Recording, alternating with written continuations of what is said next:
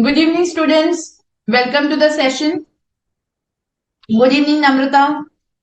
Have you revised the penalty topics? Yes. I hope you have not forgotten what we had studied under the penalty because we have to complete that topic as yet. There was little bit of penalty top portion which was pending. I hope you have not forgotten during your transfer pricing classes. Yes. Good evening, Shankara.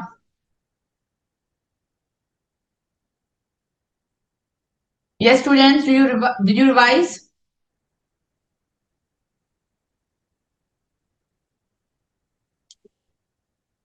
Faster? I want to get the answers, student. Okay. Let me just quickly recap what all we have done under the penalty. If you remember, we have done the penalty on underreporting or misreporting of income under 270A. If your ROI is filed, then if the income assessed under 143.3 or 144 order or 147 order for the first time is greater than the income determined in the ROI processed under 143.1A, which is the summary assessment, where ROI is not filed or furnished for the first time in response to notice under 148 if your income assessed is greater than the basic exemption limit. In case of reassessment, it is income reassessed if it is greater than the income assessed under the original assessment. Then in case the ROI has been filed and assessment is under the MAT, then you will compare the deemed total income as per the MAT or the AMT as the case may be. And in case it's a loss or if there is a reduction of loss or loss converting to the income, it would be considered as the underreporting of the income, students. Good evening, Mohammed. Good evening, Geeta. Good evening, Viraj. Right?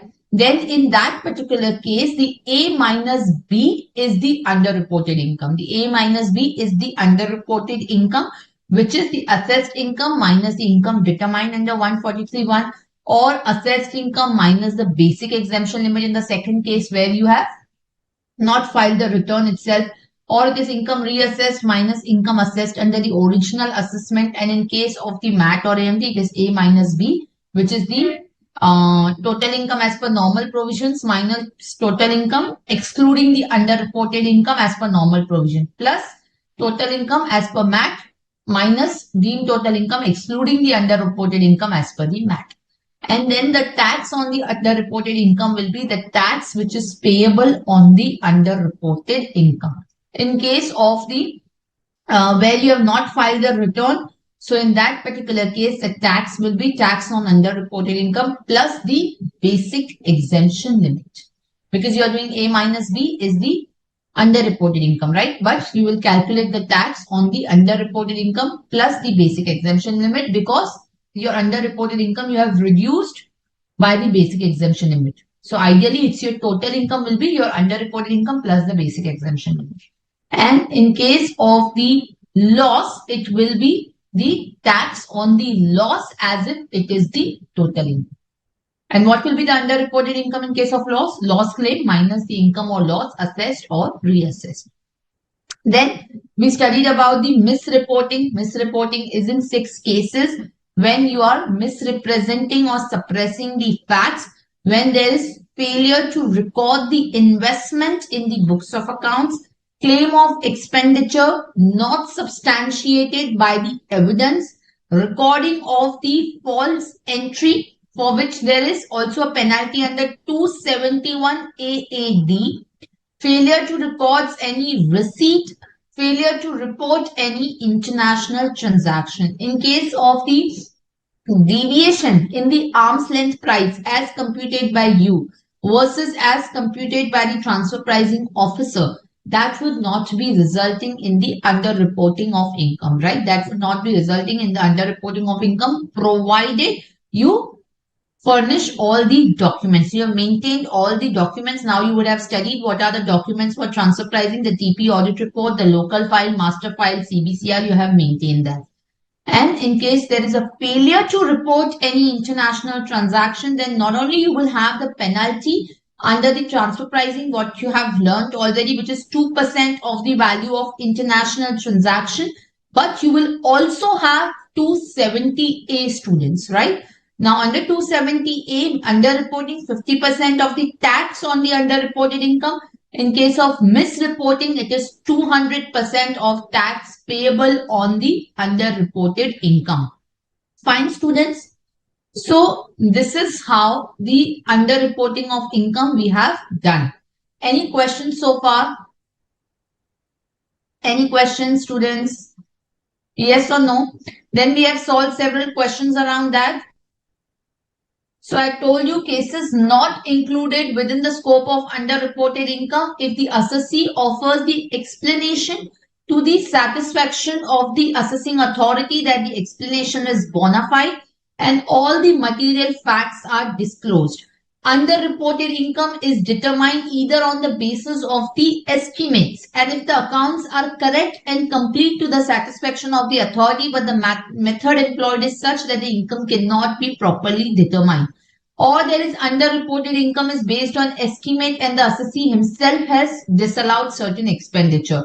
Underreported income is due to TP addition and the assessee has maintained the information and documents under 92D, which is what we discuss right now. Undisclosed income is on account of search operations for which the penalty is under 271 AAB.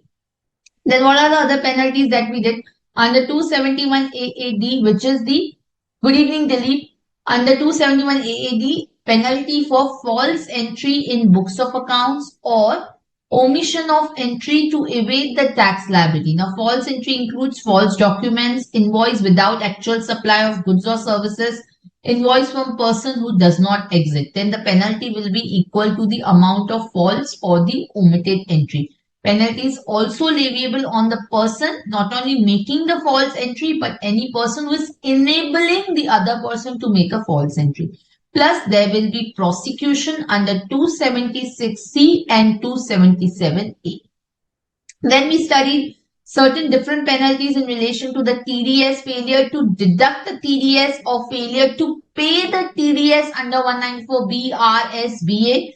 If the failure to pay any other TDS, then no penalty. It's only on failure to deduct TDS, but failure to pay TDS is under only these four sections: 194B, 194R, 194S, and 194BA.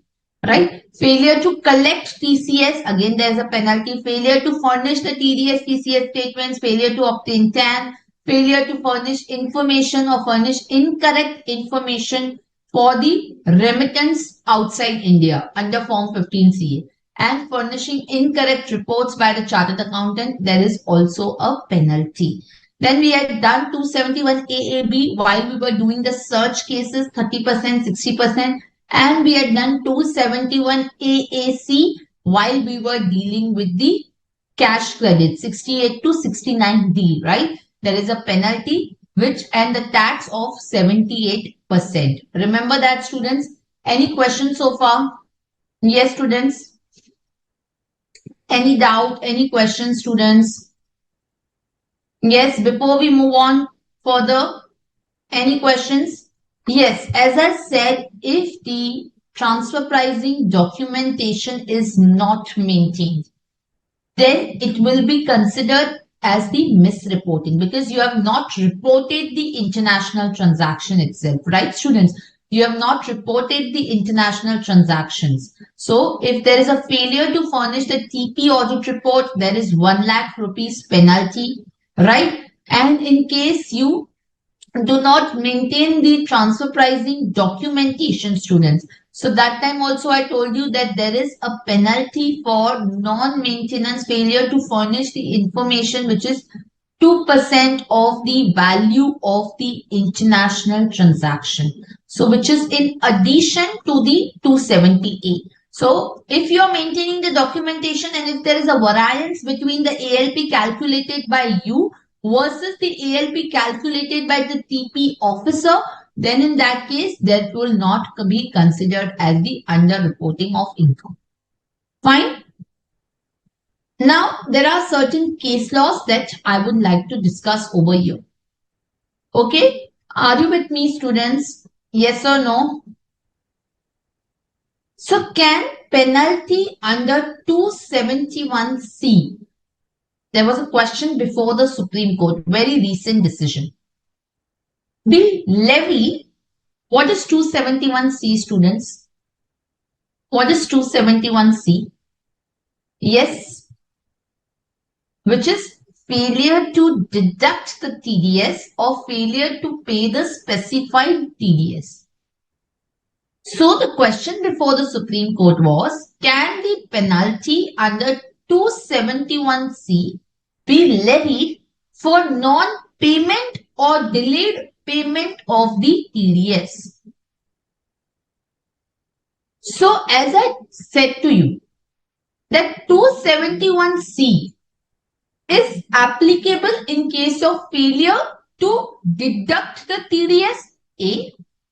B. Failure to pay the TDS in the specified cases. Which are the specified cases in this particular case, students? Under 271C, 194B. Right? The first one is 194B, which is in relation to the winnings from lottery or crossword puzzle. 194R, which is the TDS on perquisite. 194S, which is the VDS, virtual digital assets.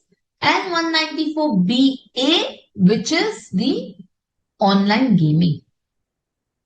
In these in four situations, there is only the penalty leviable if you also fail to pay the TDS. Otherwise, it is only on failure to deduct the TDS. So the Supreme Court also noted that the provision is very crystal clear. It does not say failure to pay the TDS in all other cases, in all other sections. Only for these four sections, if you fail to pay the TDS, you have deducted, but you have not paid, there will not be any penalty if there is, let's say, TDS under 194J, 194C. Only for these four cases, you have to deduct and pay also, otherwise there will be penalty. So the Supreme Court said that the act is very clear. The section is very, very clear. Wherever the government wanted to provide that there will be some penal consequences on non-payment, for example, assessee in default, interest under 2011A, the Act has clearly provided for that. Also, if you look at section 276B, 276B very clearly says failure to pay the TDS may result in the prosecution. So, failure to pay the TDS may result in the prosecution. Under 276B. Under 276B here, for the prosecution, the wordings used are failure to pay the TDS. So here it is on failure to pay the TDS. Obviously, you have collected the TDS, you are not paying, meaning you are doing some offense for which there is a prosecution. So there, the Act has clearly used the term pay and not deduct. So wherever the Act wants to distinguish, they have distinguished. And since here, there is nothing mentioned about failure to pay the TDS. Therefore, no penalty would be leviable under 271C on delay in remittance of the TDS other than these four sections. Are we clear? Any question, any doubt? Okay. Then there is another ruling which is there again by the Supreme Court, which is again a very recent ruling.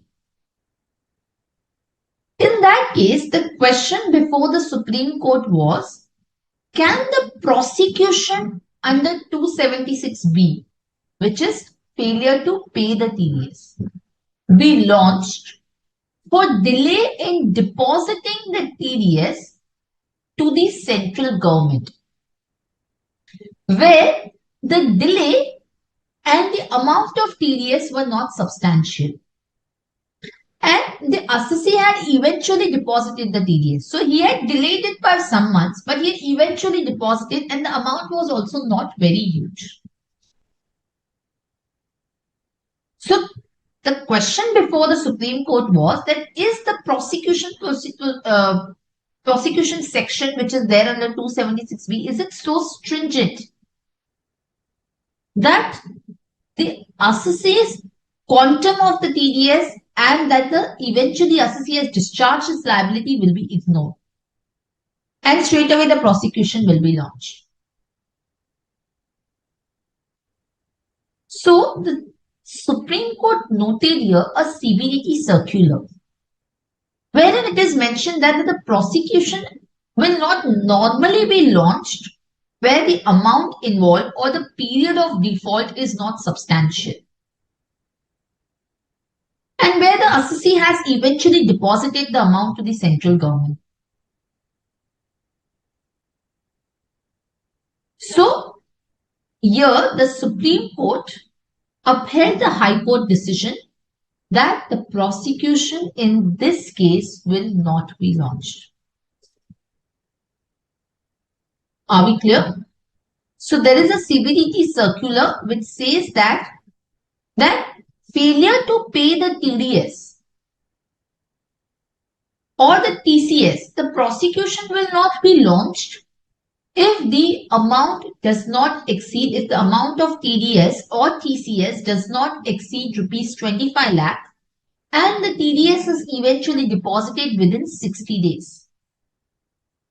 However, if there are habitual defaulters, then in that case, of course, the prosecution will be launched, even if the amount is less than 25 lakhs. Are we clear? So just write down over here.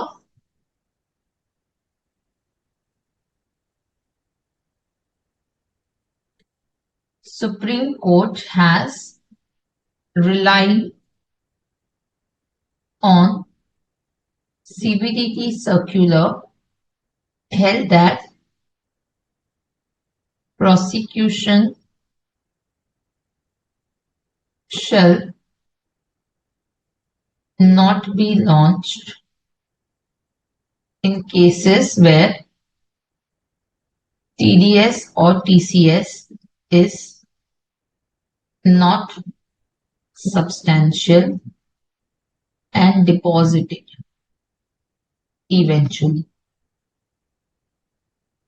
Right? So you can write here CBDT circular provides the limit of rupees 25 lakh and deposit within 60 days.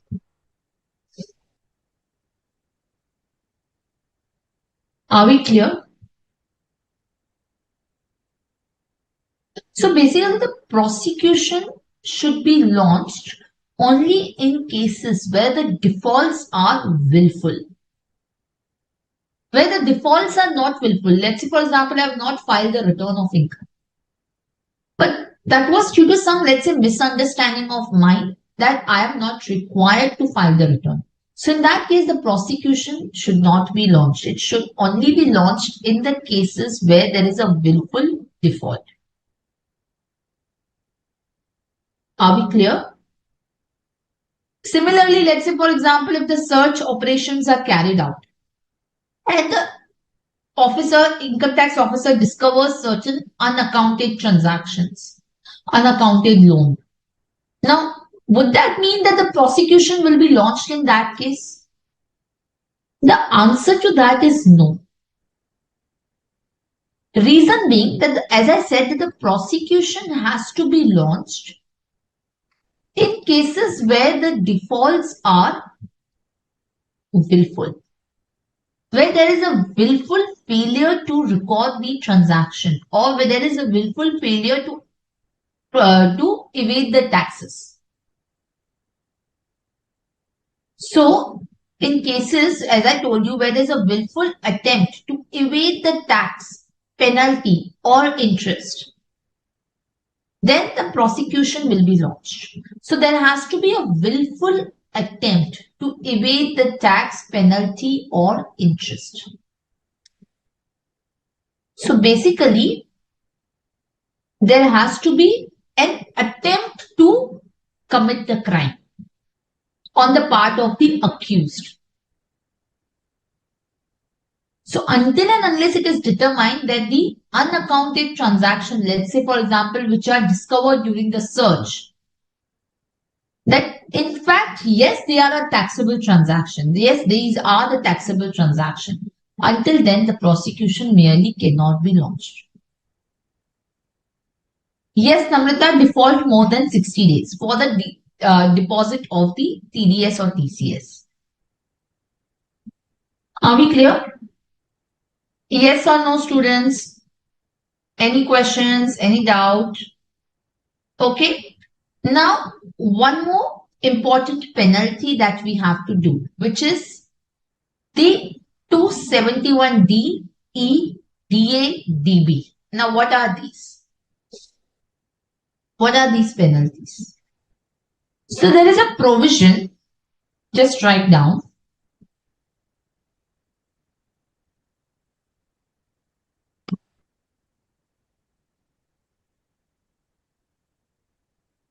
(269) SS and (269) ST. Section 269 SS and section 269 ST.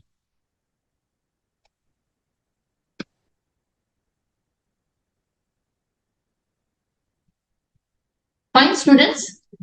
Now, what are these two sections? The first one is taking or accepting the loans. Taking or accepting the loans, deposits, or the specified sum. Whereas 269 ST, which is there, 269 ST, which is there, it is the repayment of the loan. It is repayment of the loan. Sorry, not 269 ST, 269 T, not ST, it should be just T.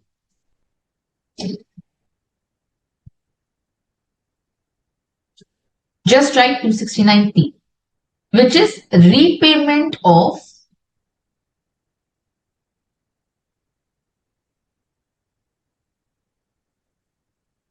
loans or the deposits. So first we are going to talk about 269 SS. Now what is this provision? So 269 SS provides that no person shall accept any loan, deposit, or a specified sum. What is the specified sum? Specified sum means the money which is receivable in relation to the transfer of immovable property, whether the advance amount or the entire amount. So, loan,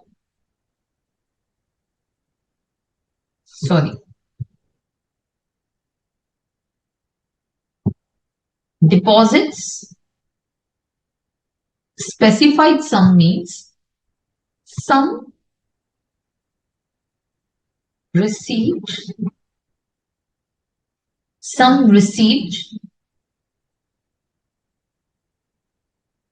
whether as advance in relation to the transfer of immovable property.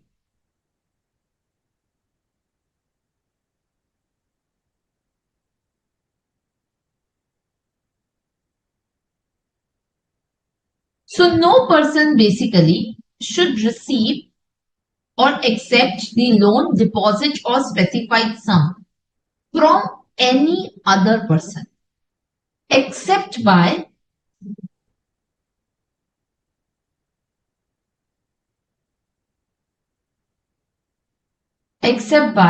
the account paid check,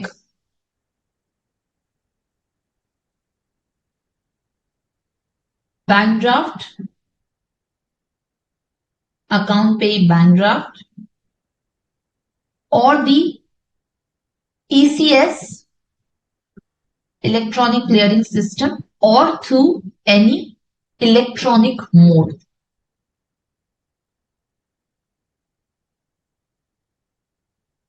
Or through the electronic mode.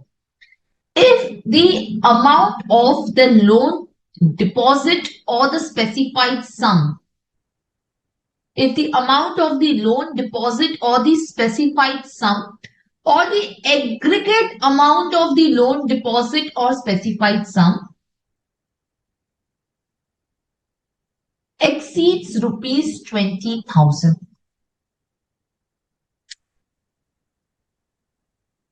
If the amount of loan deposit or specified sum, I am writing in short, or aggregate amount of loan, deposit or specified sum, that is A,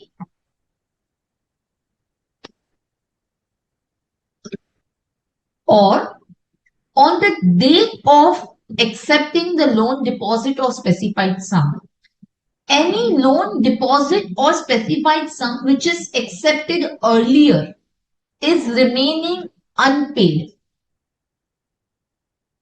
and the amount of the loan, deposit or the specified sum or the aggregate amount remaining unpaid is more than rupees 20,000. So if on the date of accepting the loan, deposit or specified sum, any outstanding loan, deposit or specified sum remaining unpaid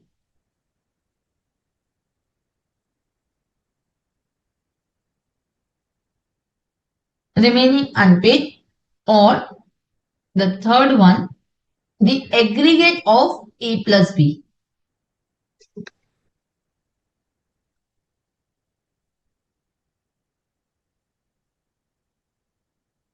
exceeds rupees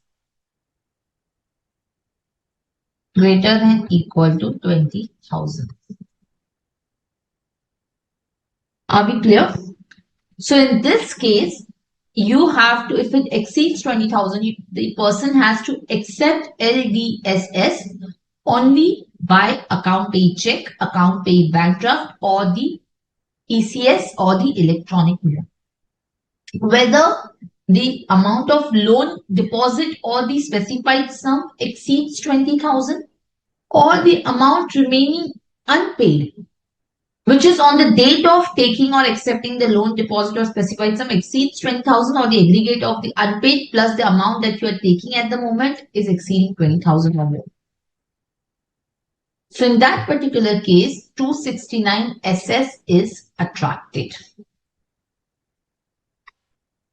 Here, instead of rupees 2 lakhs, a limit of instead of rupees 20,000, here limit of rupees 2 lakh is applicable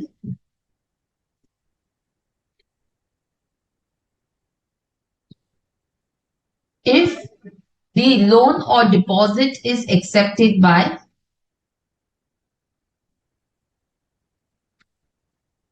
primary agricultural credit society or primary cooperative agriculture and rural development bank from its member. So PACS or PCARD from members.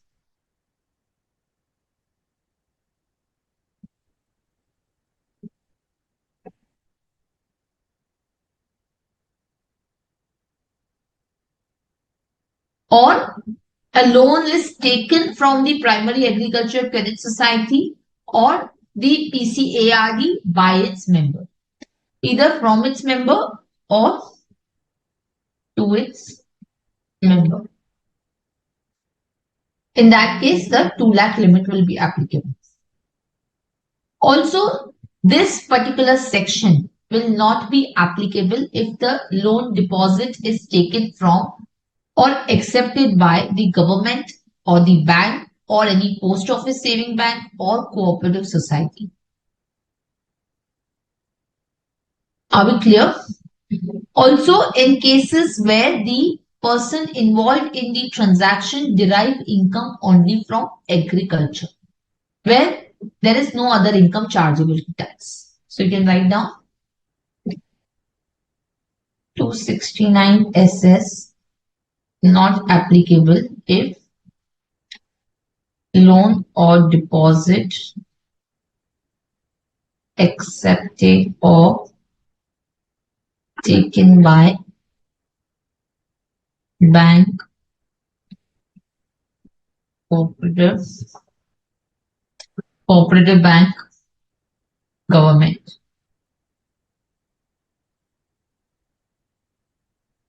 or by the government. Okay? Or transaction from agriculture. Or you can write income from agriculture. Okay? Or where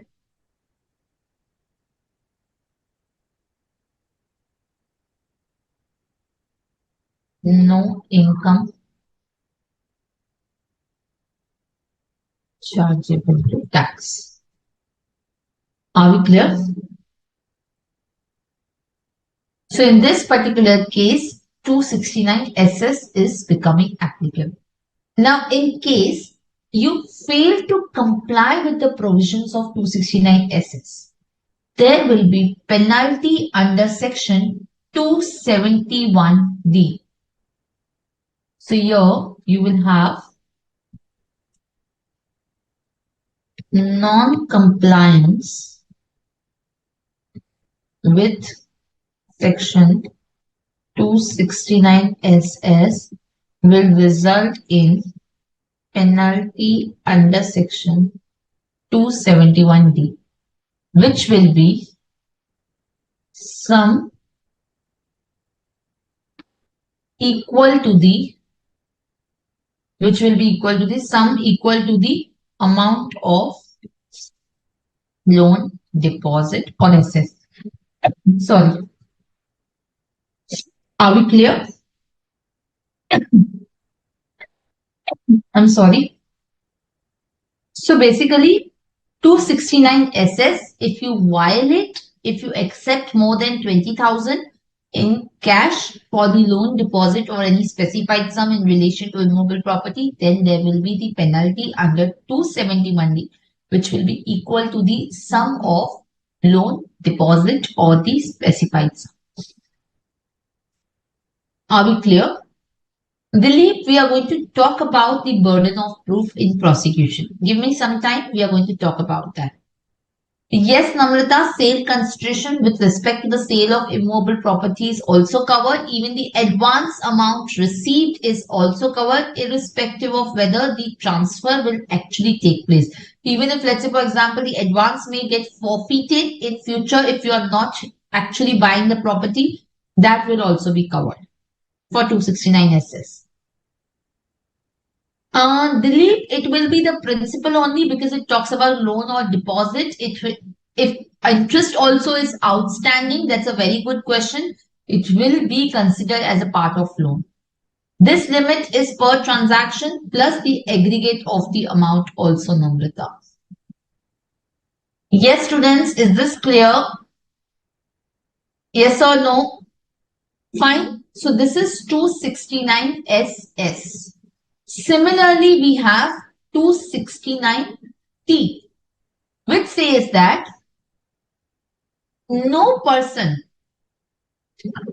no person, including the branch of a bank or a cooperative bank or any company or a cooperative society, shall repay any loan or deposit or any specified sum otherwise than by account paid check, account paid back exceeds rupees 20,000 if the aggregate loan deposit which are held by the person with the branch of the bank or the cooperative bank or any company or firm or any other person as on the date of repayment together with the interest which is payable on the loan is exceeding 20,000, or the aggregate amount of the advances which are received on the specified advances is 20,000 or more. So it's very similar, but it is just on the repayment. So just write down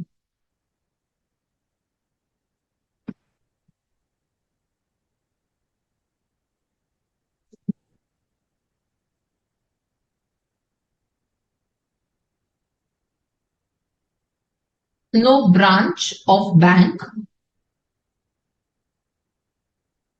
or a cooperative bank or any company, cooperative society or firm or any other person shall repay any loan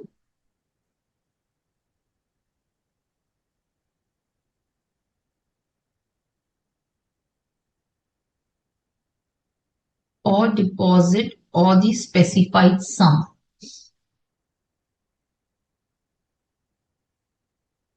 otherwise than by account paid check, bank draft, ECS or the electronic mode. If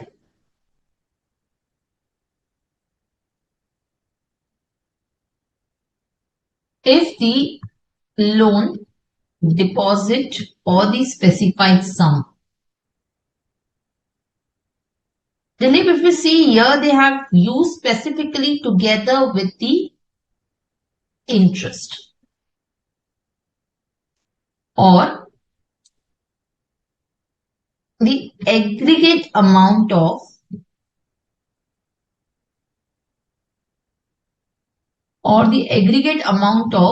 loan or deposit or the specified sum, or you can, sorry, just write loan or deposit held by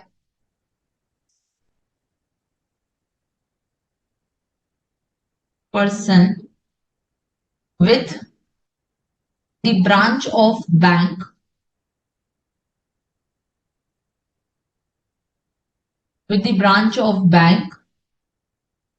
or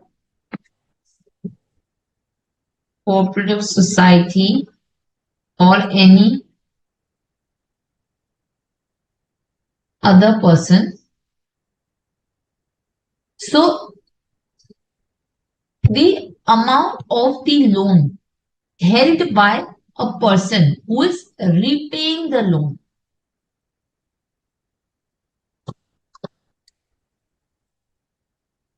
either in his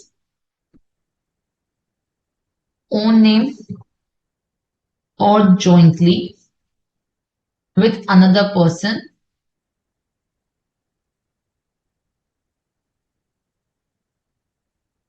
So this is the outstanding amount. This is the outstanding amount, right? Which is there. This is the outstanding amount of loan which is existing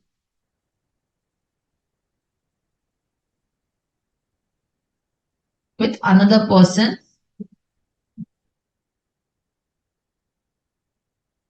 Aggregate amount of loan or deposit held by person on the date of repayment.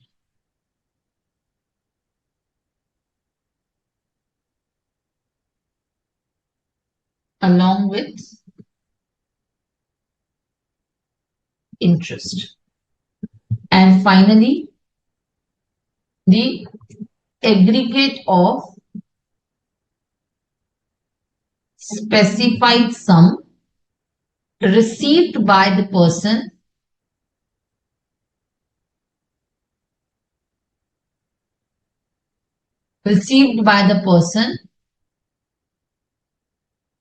either on his own or jointly as on the date of repayment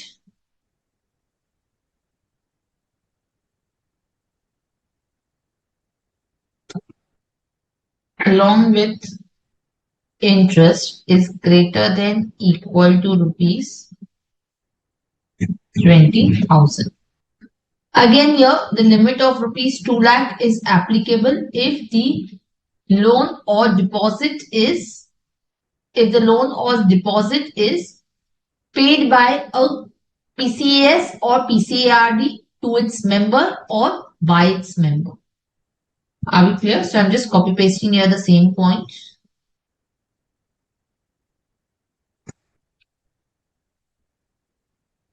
Yes. So this same point, I'm just trying to put it over here.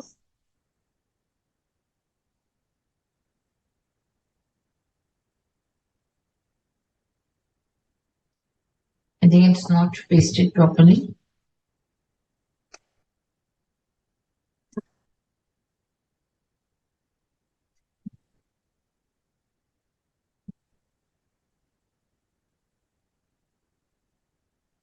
Limit of 2 lakh is applicable if loan or deposit is, instead of accepting, you can just write down pay.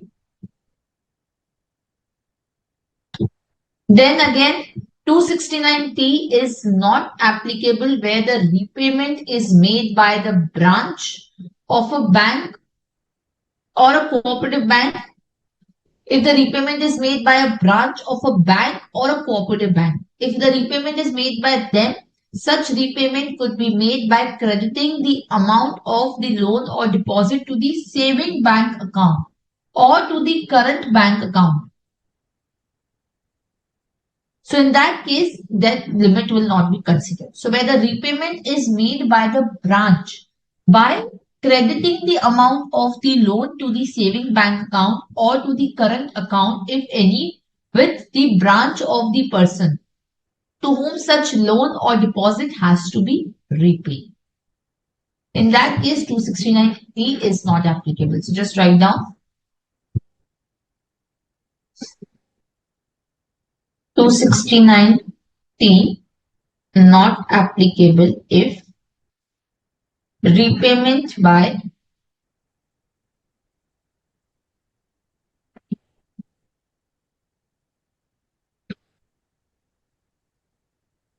branch of the bank by crediting the amount of loan or deposit to the account of, or you can write to the bank account of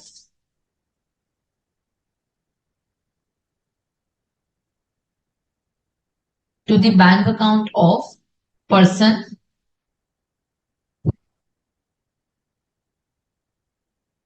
the bank account of person with the branch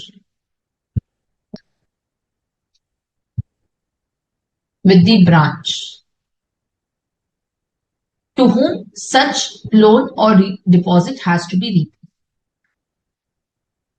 Secondly, it is not applicable to the government, to the banking companies, to any corporate where the loan or deposit has been accepted or taken from these companies. So again, the same point, you can just write down accepted from or to government, banking company. Are we clear? So in this case, it is not applicable. Now, what is the penalty for failure? So, non-compliance with section 269T, there will be penalty which will be equal to the sum of loan or deposit or advance repaid. So, there is penalty under section 271E, which will be sum equal to loan, deposit or specified sum which is repaid. So on accepting as well as the repayment, there is going to be the penalty. Yes, the conversion of purchase of goods in the course of business and then later converted into loan. Whether 269 SS is applicable? The answer is yes. 269 SS will be applicable.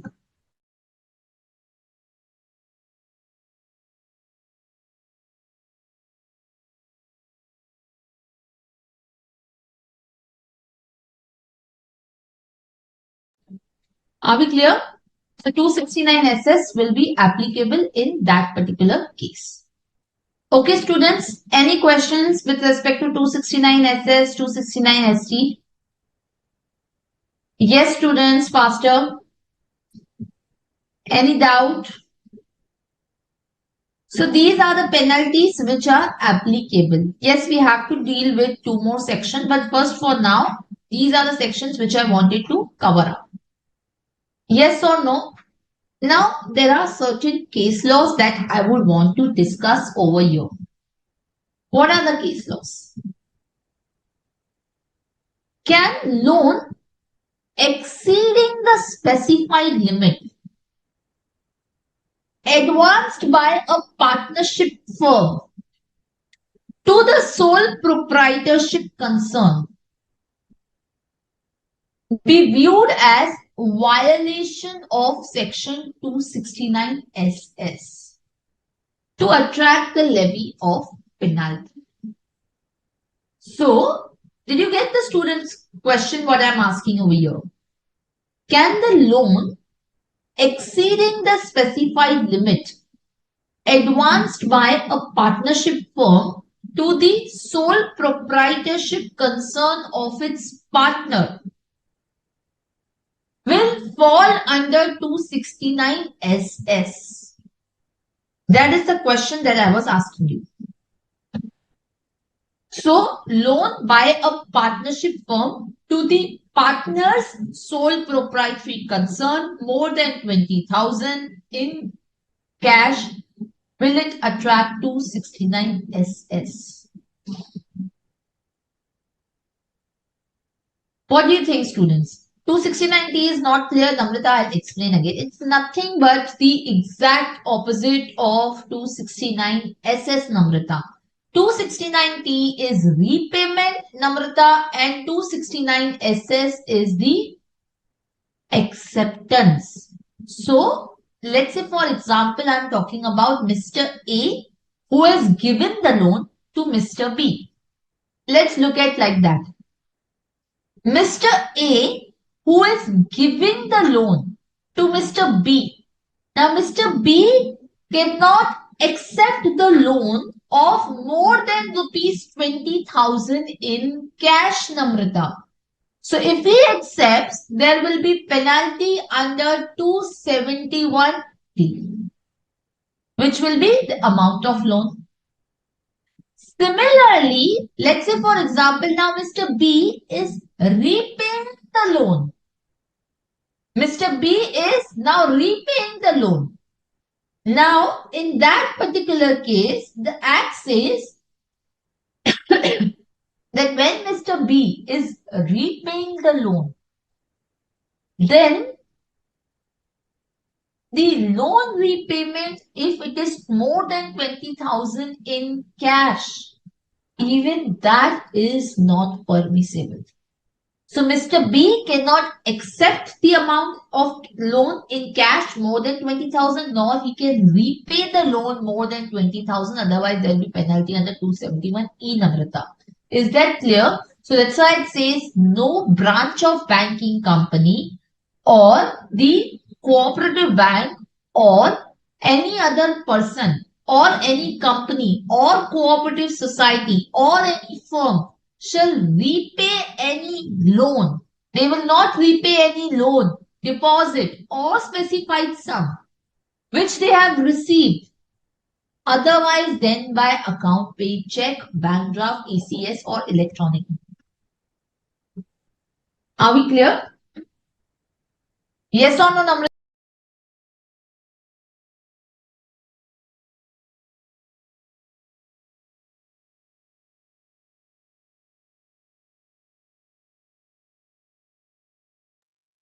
Okay. Yes, Namrata. Is that clear now? Yes or no? Any questions, students?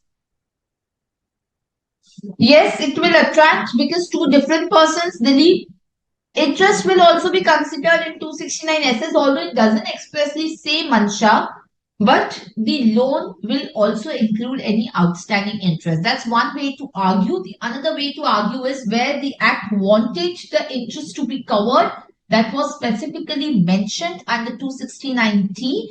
And here it is not mentioned in SS, so then it may not be covered. So these are the two set of arguments. Okay.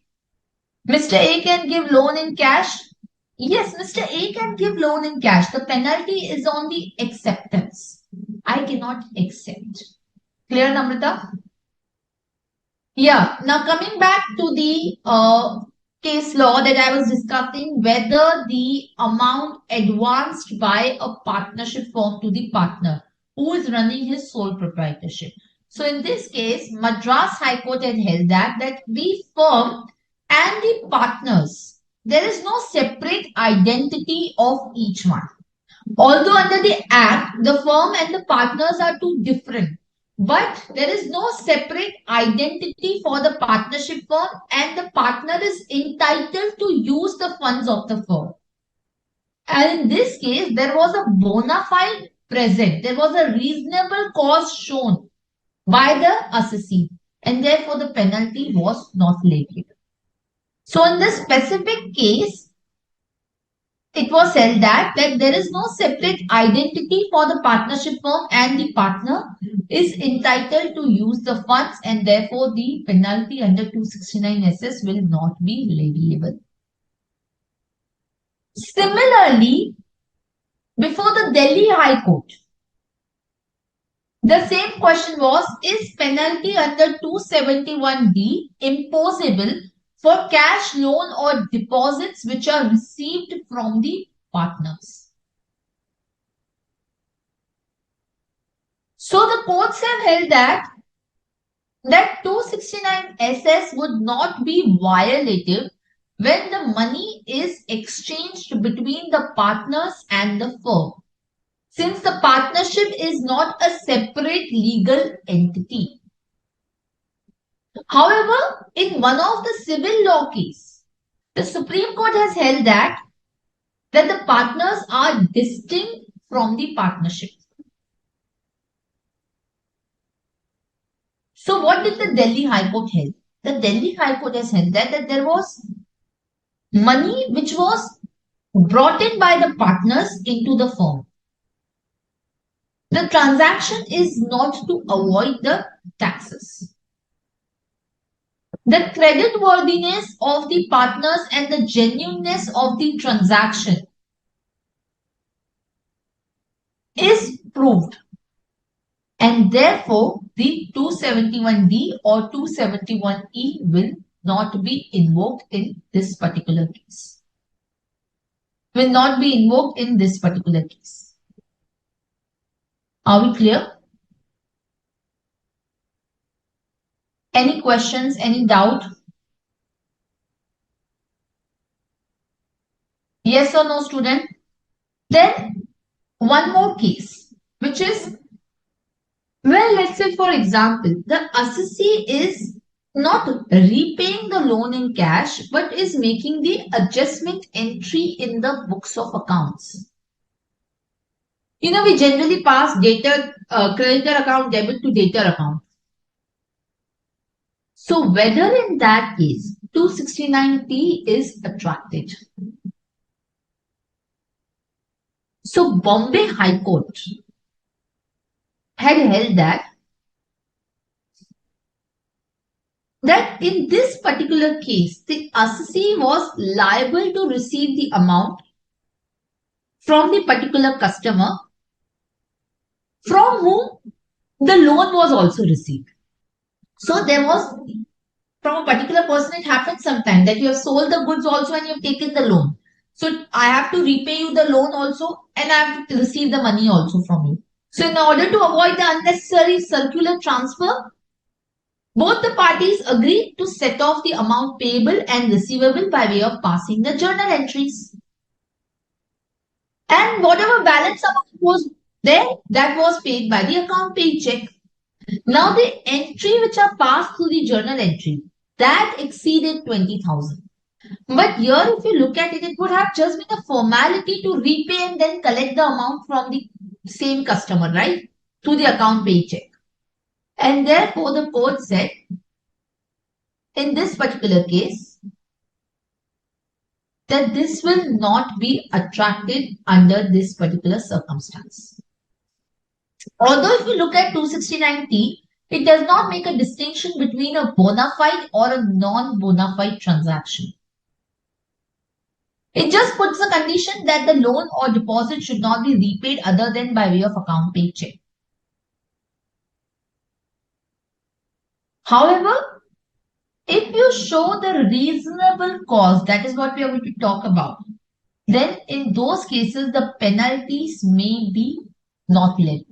If you have a bona fide belief, if you have a reasonable cause, then the assessing officer has to do away with the penalty.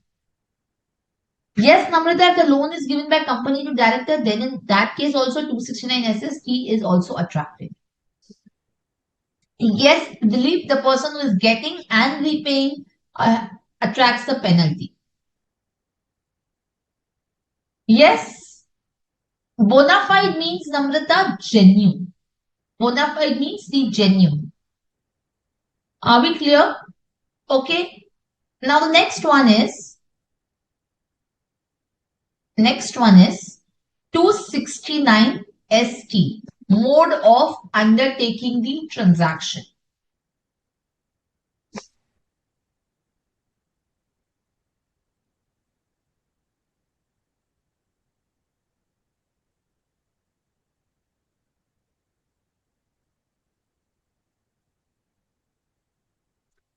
Mode of undertaking the transaction, section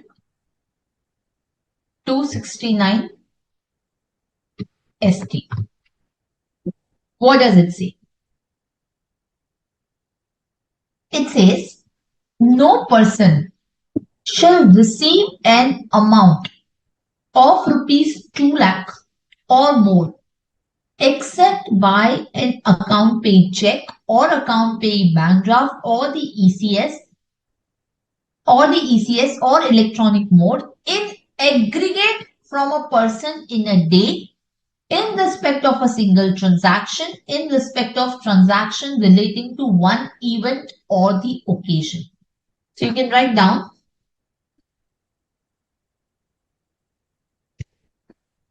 no person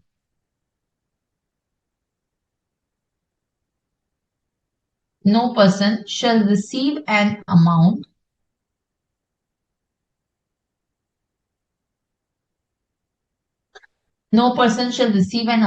of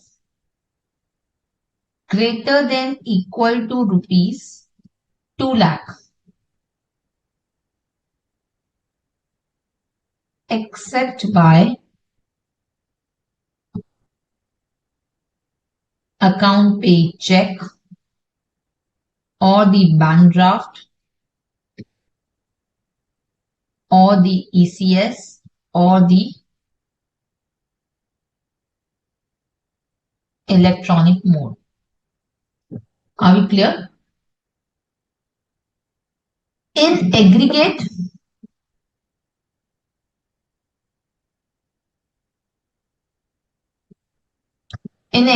from a person in a day,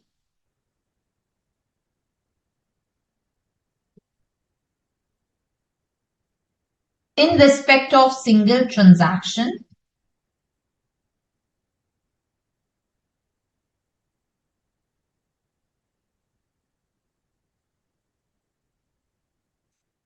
or in respect of transaction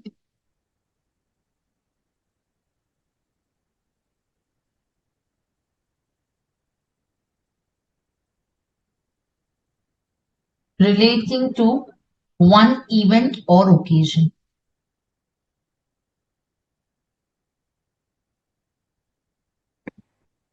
Are we clear? So, I cannot receive more than 2 lakh in cash. So, in case, let's say for example, if you are doing repayment of loans also more than rupees 2 lakh, any sale amount more than rupees 2 lakh, so in that case, you are violating the provisions of 269 ST.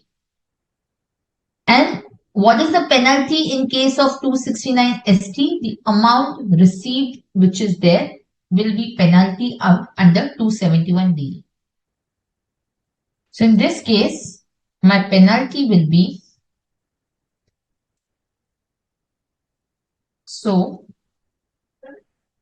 non-compliance with section 269 ST shall result of penalty under section 271 DA, which is equal to the sum receipt, which will be equal to the sum receipt. Now again, here the CBDT has clarified that in respect of NBFCs or housing finance companies, if the receipt by the NBFCs or housing finance companies is in the nature of repayment of loan, the receipt of one installment of loan in respect of that particular loan repayment which is happening shall constitute as a single transaction. So all the installments are not to be aggregated. You have to see whether the 2 lakh limit is breached in respect of each installment. So all the installments shall not be aggregated. So you can write down receipt of loan repayment installments by the NBFC or the housing finance company. All installments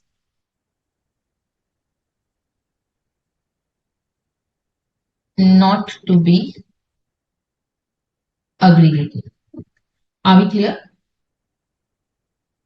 All the installments are not to be aggregated. Are we clear? Yes or no? Any doubt? Yes or no, students? Again, 269 ST will not be applicable on any receipt by government, by any banking company, or the transactions which are already covered under 269 SS. So on that, 269 T will not be applicable. Are we clear? Yes or no? Yes, students, any questions?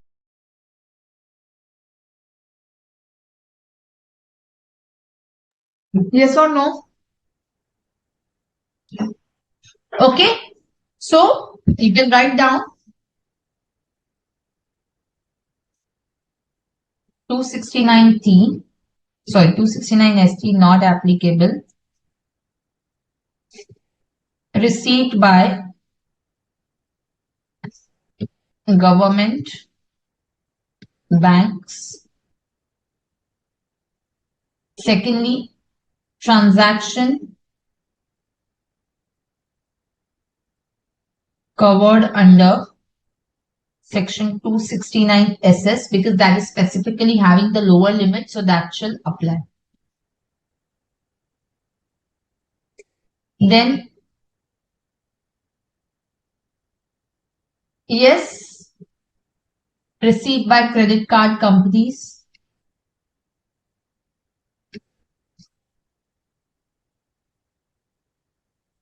Fine, students? Yes or no? Any questions, students?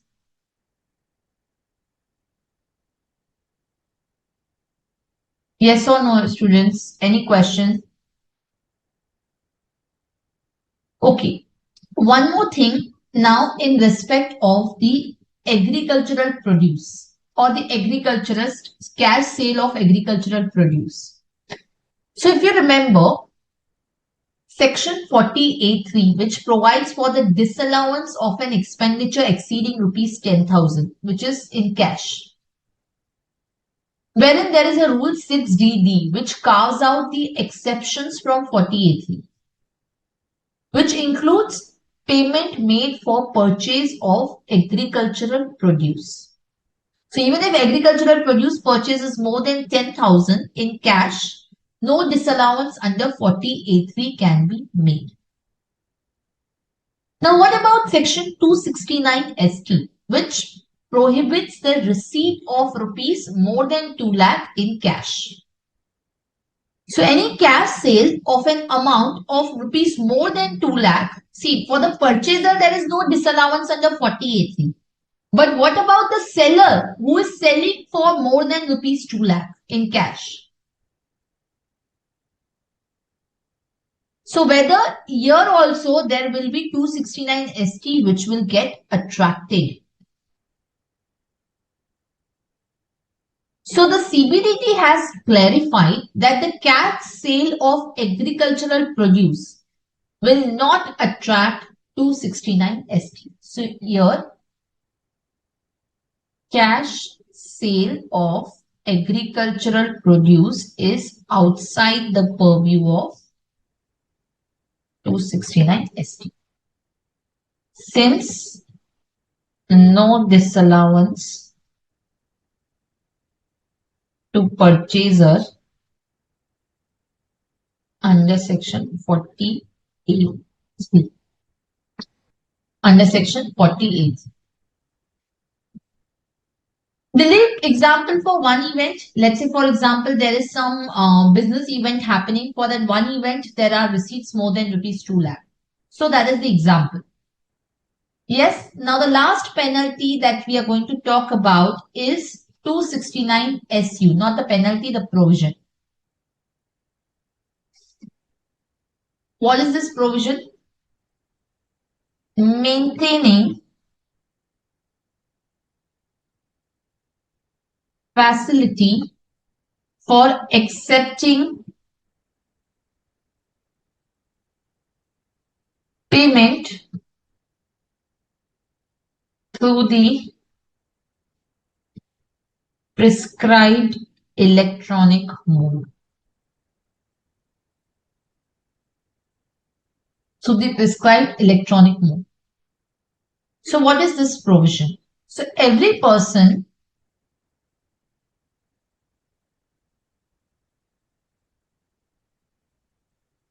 carrying on business or profession.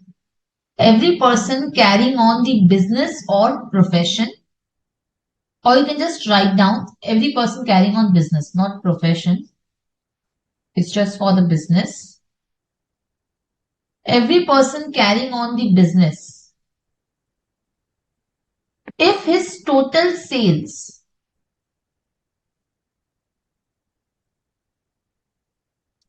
or the turnover or the gross receipts exceeds rupees 50 crores, exceeds rupees 50 crores during the immediately preceding financial year, during immediately preceding financial year. So let's say we are talking about 23-24 year, you have to look at financial year 22-23 or financial year 23-24. So if in last year my total sales turnover or gross receipts have exceeded rupees 50 crores, then I have to provide for facilities for accepting the payment through the electronic mode. Are we clear? So what are these electronic mode payments? Debit card payments, UPI payments, QR code. So this prescribed electronic mode is debit card, UPI and QR code. Are we clear? And this will not be applicable. So section 269 SU is not applicable if the person is having only B2B transactions. What do you mean by B2B transactions? That is no retail transaction or no transaction with customer.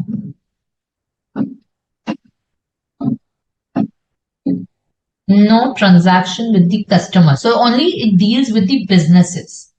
Mainly the wholesale trade or services to a business.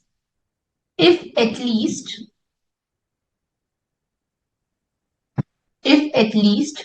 95% of if at least 95% of aggregate of all amounts received, aggregate of all amount received during the previous year, including the amount received for sales, turnover or gross receipts,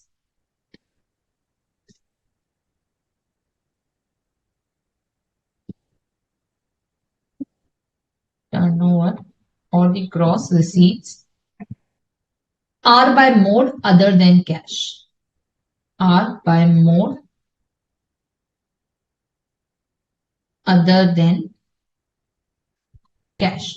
So 269 SU will not apply in case you're not doing the retail trade or not dealing directly with the customers, but your 95% of your sales should be, or 95% of your amount received, including the sales, including any other receipts that you have, should be by mode other than cash. Should be by mode other than cash. In case you fail to comply with the provisions of 269 SU, so non-compliance with the provisions of section 269 SU will attract the penalty under section 271 DB, which is going to be rupees 5,000 per day. So rupees 5,000 per day. So the penalty will be 5,000 per day. Yes, Namrata, 2 lakh sale is for the non-agricultural produce. Okay? Yes or no, students? So with this, we are done with the penalties. Not the topic, but all the penalties that we had to deal with. Yes? Of course, there are few other points that we have to take into consideration. Now, one important point which you might have noticed while I was discussing about the cases of 269SS, 269T, which is the penalty under 271D and 271E, where I told you that the partner which is receiving from the partnership firm any loan, or partnership firm giving to the partner, or these passing of journal entries. The High Court said that the penalty in this case should not be levied. Now, this, as I told you, was based on some genuine ground, was based on some bona fide belief. So, what is this provision? Ideally, even in the case of journal entries set off, the High Court said 269T does not make a distinction between a bona fide and a non-bona fide transaction. It doesn't say that if you are entering into a transaction with some not a willful intent, with not a will, only when you are entering into a transaction with a willful intent, only then the penalty under 271D will be applicable. It doesn't say like that. All that it says is that if you violate 269T, there will be penalty under 271D. Whether you do with a willful intent attempt or not. It does not make a distinction between anything. So how come the High Court deleted the penalty? So for that, we have a provision under the law, which says that if the reasonable cause is shown, then in that particular case, the penalty may not be levied, which is section 273B.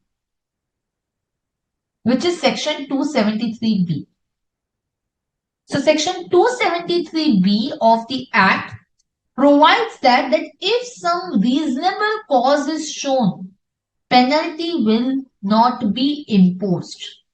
So penalty will not be imposed on the assessee if he proves that there was a reasonable cause for the said failure. So for example, if the AO during the course of any proceedings, let's say for example, issues you a notice under 142.2, 142.1 or 143.2, and if you fail to comply with those notices, so then what happens? There is a penalty under 271, isn't it? However, where the assessee shows some cause, so when the assessment will get over, let's say for example, if you do not reply to 142.1 notice or 143.2 notice, what will happen, students? There will be the best judgment assessment which will be happening. I'll show you a very recent example. I received a best judgment assessment notice yesterday itself. I'll show you how it looks like. One second.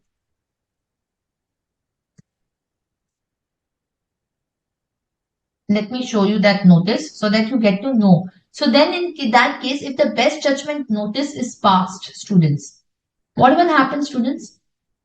The AO will also levy a penalty under 271 that you did not comply with the notice under 142.1. But if you show some reasonable cause, saying that maybe I was traveling, I did not get the notice went to my junk box, or there was some sickness in the family, some death in the family, and there was a reasonable cause which was shown, then in that case the penalty may not be levied. So I'll show you how the best judgment notice looks like. See, following notices have been issued and served in your account on e-filing portal which have not yet been complied. The above shows that you have failed to comply with the notice issued under 142.1. It is proposed to assess your income under 144 on the basis of material available on record along the following lines. Are we clear? So this is the best judgment assessment which is happening. So in this case, if you fail to comply with the notice under 142.1, and let's say for example, The penalty will also get levied then, that you do not comply with the 143.2, 142.1. Then if you show some reasonable cause, then the penalty will not be levied. Namrata, yes, 2 lakh is excluding GST. So 273B says that if there is a reasonable cause shown, then, or let's say for example, if you fail to maintain the books of accounts and the assessment gets opened up, they will call for your books of accounts, but you will not have maintained the books of accounts, then you might say that, let's say for example, there was some natural calamity, there was some fire, because of which you could not maintain the books of accounts during the year. Or let's say for example, where you have failed to maintain the transfer pricing reports, or you have failed to do the transfer pricing audit. And if you have a sufficient cause, then the 2% of value of international transaction is penalty, isn't it? Or you fail to get your books of accounts audited, then you may say that I was under the impression that I'm not going to be covered by the tax audit provision, isn't it? So then in these situations, the reasonable cause is governing your particular case,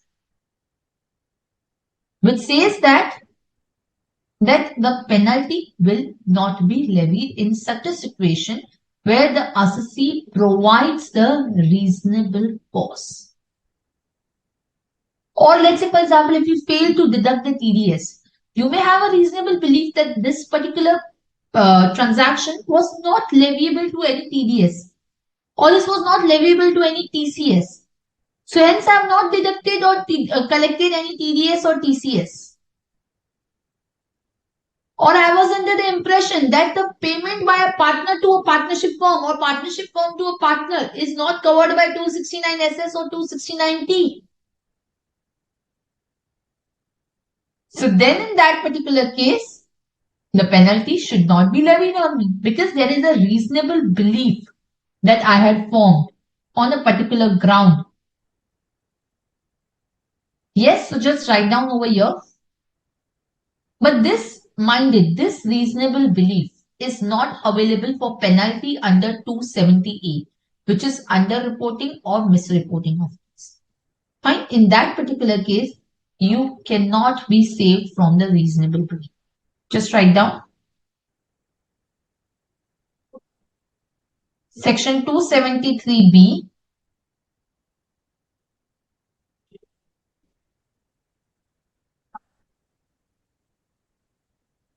provides that if reasonable cause is shown, penalty may not be levied. Penalty may not be levied. Yes, students, any questions, any doubt? Yes or no? Any questions, any doubt before we go on to the break? Yes, is this clear? Yes or no? Faster. Okay, students? Fine. 271 dB is a general penalty or only specific failure of 269 SU, or it contains list where all 271 dB is applicable. 271 dB delete is in relation to this particular thing. 271 dB is in relation to this particular thing, which is the 269 SU. This is in addition to any other penalty delete. If you do not maintain the facility for your customers to make the payment by electronic mode, then in that case 271 dB is applicable. Namrata, we just did 4 penalty, which is 269 SS, not the penalty, the provision 269 SS, that you cannot accept the loan, deposit or specified sum in relation to immovable property more than 20,000 in cash. If you do so, the sum accepted will be penalty under 271D. You cannot repay the loan or deposit your specified sum in cash more than 20,000. If you do that, the sum paid will be penalty under 271E.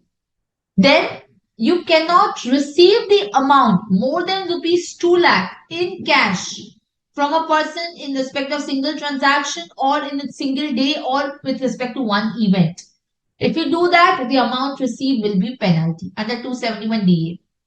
Fourth, 269 ST, and then we did lastly the 269 SU, that you have to maintain the facility for receiving the payment through electronic mode if your business turnover is more than 50 CR in the preceding financial year. That is not applicable if you have only B2B transactions. That is, if you are not transacting with any customer and your 95% of your total receipts are by mode other than cash. So you can just write down like this to simplify. And if you do not maintain these facilities, then you will have the penalty of 5,000 per day.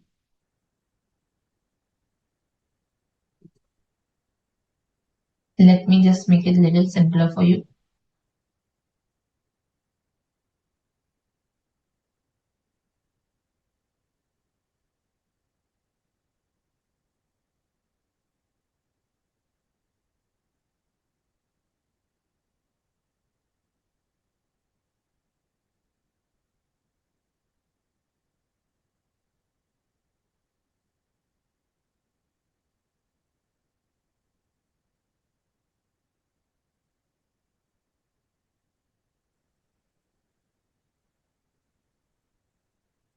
So not applicable if the transaction is on the B2B plus 95% of payments are other than cash. 95% of receipts. Okay. And then we said reasonable cost. If you show, the penalty will not be leviable. Clear? Shall we move on to a break then? Okay, students, let's take a break of 10 minutes.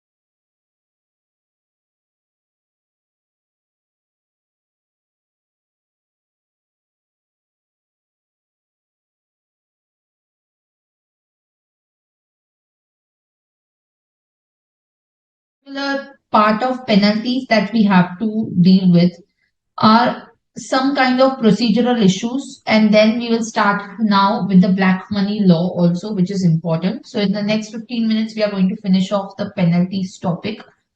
Now, students, with respect to the penalties, as I told you, these penalties which are leviable, right?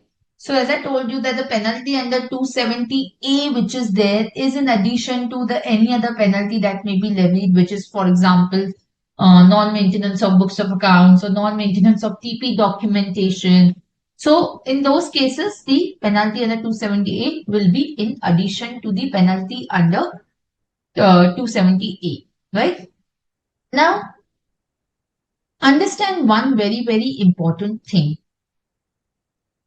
That is that there is a possibility of reduction or waiver of penalty. So just write down reduction or waiver of penalty. Or before that,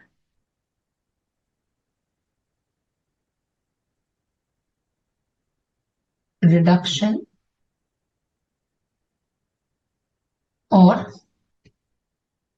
waiver of penalty under section 273A.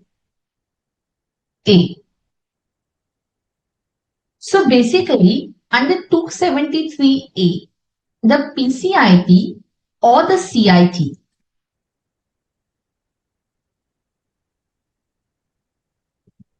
Principal Commissioner of Income Tax or the CIT, has the power to reduce or waive the penalty imposed or imposable.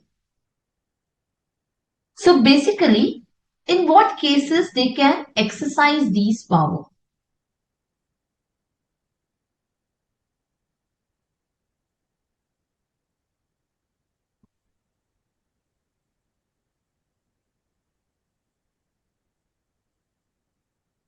So what are the conditions? So conditions for waiver or reduction. Number one, full and true disclosure.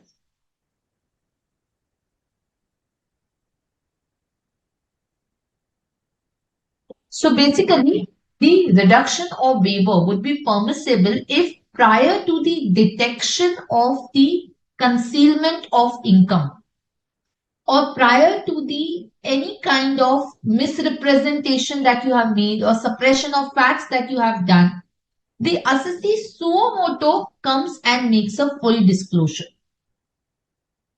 voluntarily and in good faith. So full and true disclosure voluntarily prior to the detection by the AO. Are we clear? So in this particular case, if you make a full and true disclosure voluntarily and prior to the detection of AO, you have cooperated in the inquiry.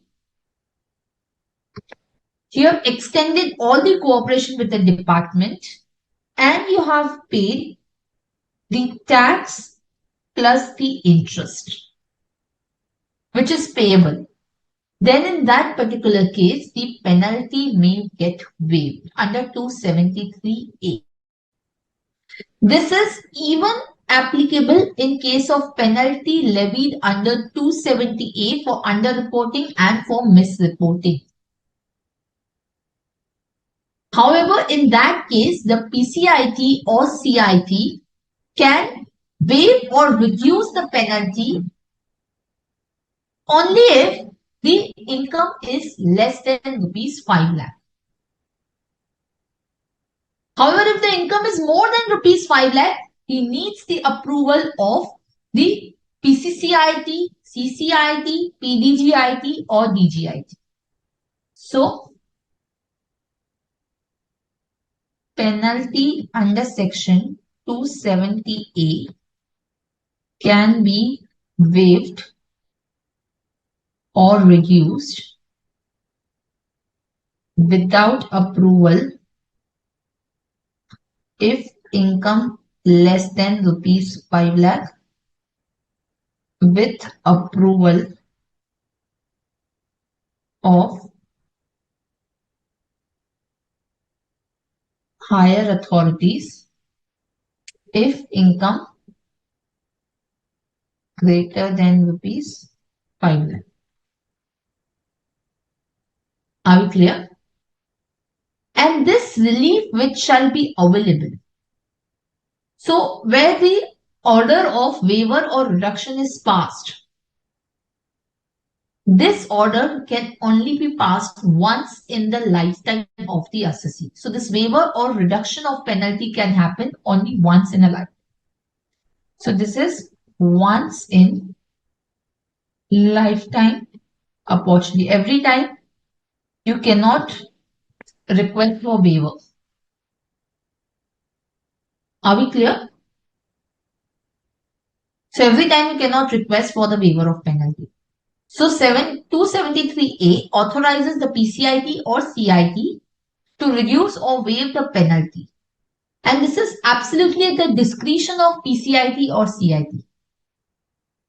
They also have the power to compound any proceedings for the recovery of penalty where the assessee has the genuine hardship or the assessee has cooperated in and the assessee has cooperated in all the inquiries which are going on. He can also stay the penalty proceedings. So you can just write down PCIT or CIT can also stay or compound the penalty if genuine hardship to assessee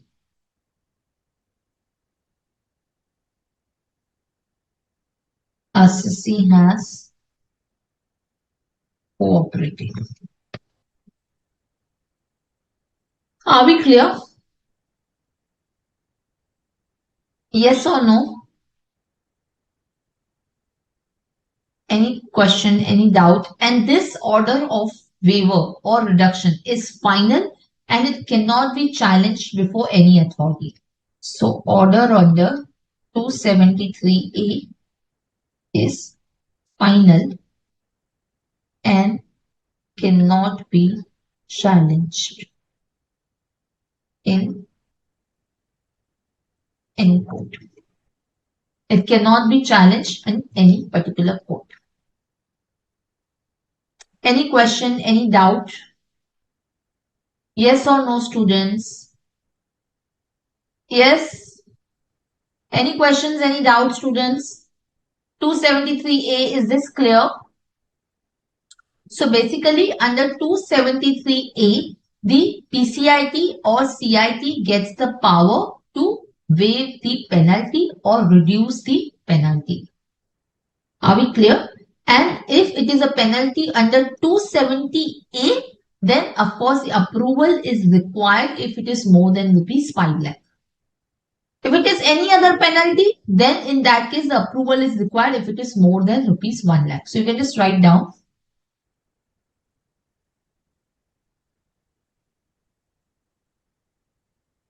other penalty for approval limit is greater than rupees 1 lakh. Fine. So that is 273A. Yes or no, students? Section 273A, is this clear or not? Then, what is the procedure for assessment of penalty? Now we go back to the very first point that we started with under penalty. There is a show cause notice issued under 274, right? So unless and until an opportunity of being heard is given, unless and until that is given, a show cause notice is issued, a penalty proceedings cannot be initiated. You can write here on reasonable cause shown by assessee, penalty can be dropped under section 273B. Then you had the reduction or waiver of penalty under section 273A. Are we clear? Yes or no? Then, as I had told you, that if the penalty is passed, if the penalty is levied, final, not passed, if it is levied, then the order will be passed. Finally, the penalty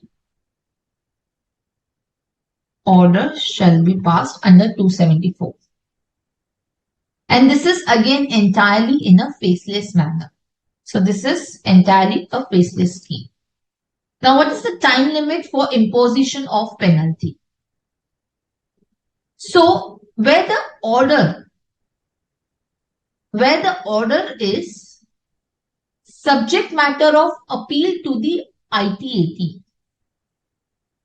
So, the time limit is either expiry of the financial year in which the proceedings are completed. Or 6 months from the end of the month in which the ICAI order is received. So the time limit is, you can write down the time limit, order subject to appeal before the ICAI. So then in that case, 6 months from order of ICAI received by PCIT or CIT, financial year in which proceedings are completed. So, later of these. Secondly, if the assessment order is subject matter of CIT appeals or JCIT appeal, then again it is expiry of the financial year in which the proceedings are completed, or 1 year from the end of the financial year in which the order of the CIT is passed, whichever is later. So then, similar to this, order subject to CIT appeal or JCIT appeal. Then in that particular case, 1 year from receipt of CIT or JCIT appeal order, or financial year in which proceedings are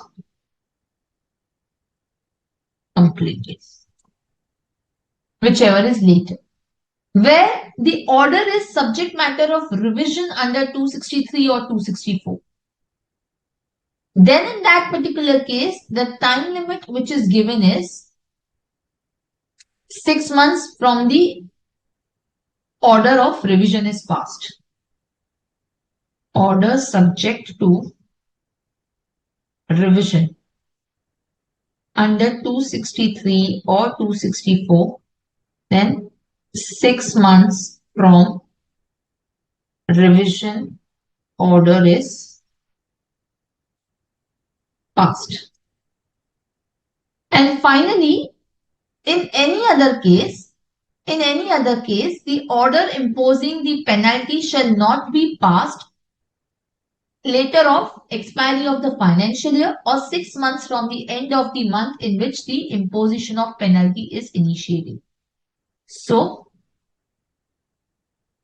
any other case, it is later of expiry of financial year in which proceedings are initiated or 6 months from initiation of penalty. 6 months from initiation of the penalty. Yes or no? Any doubt? Yes. Yes, students. Any question? Yes or no, students? Any question? Any doubt?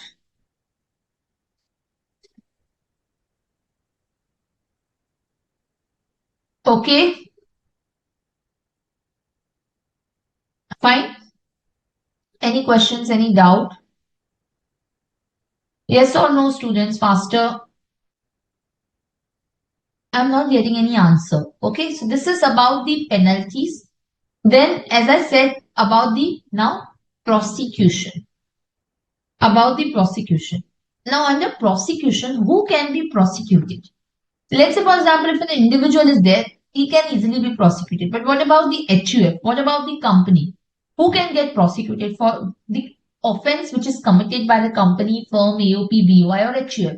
In case of HUF, it's either the Karta or any other member who has made the negligence.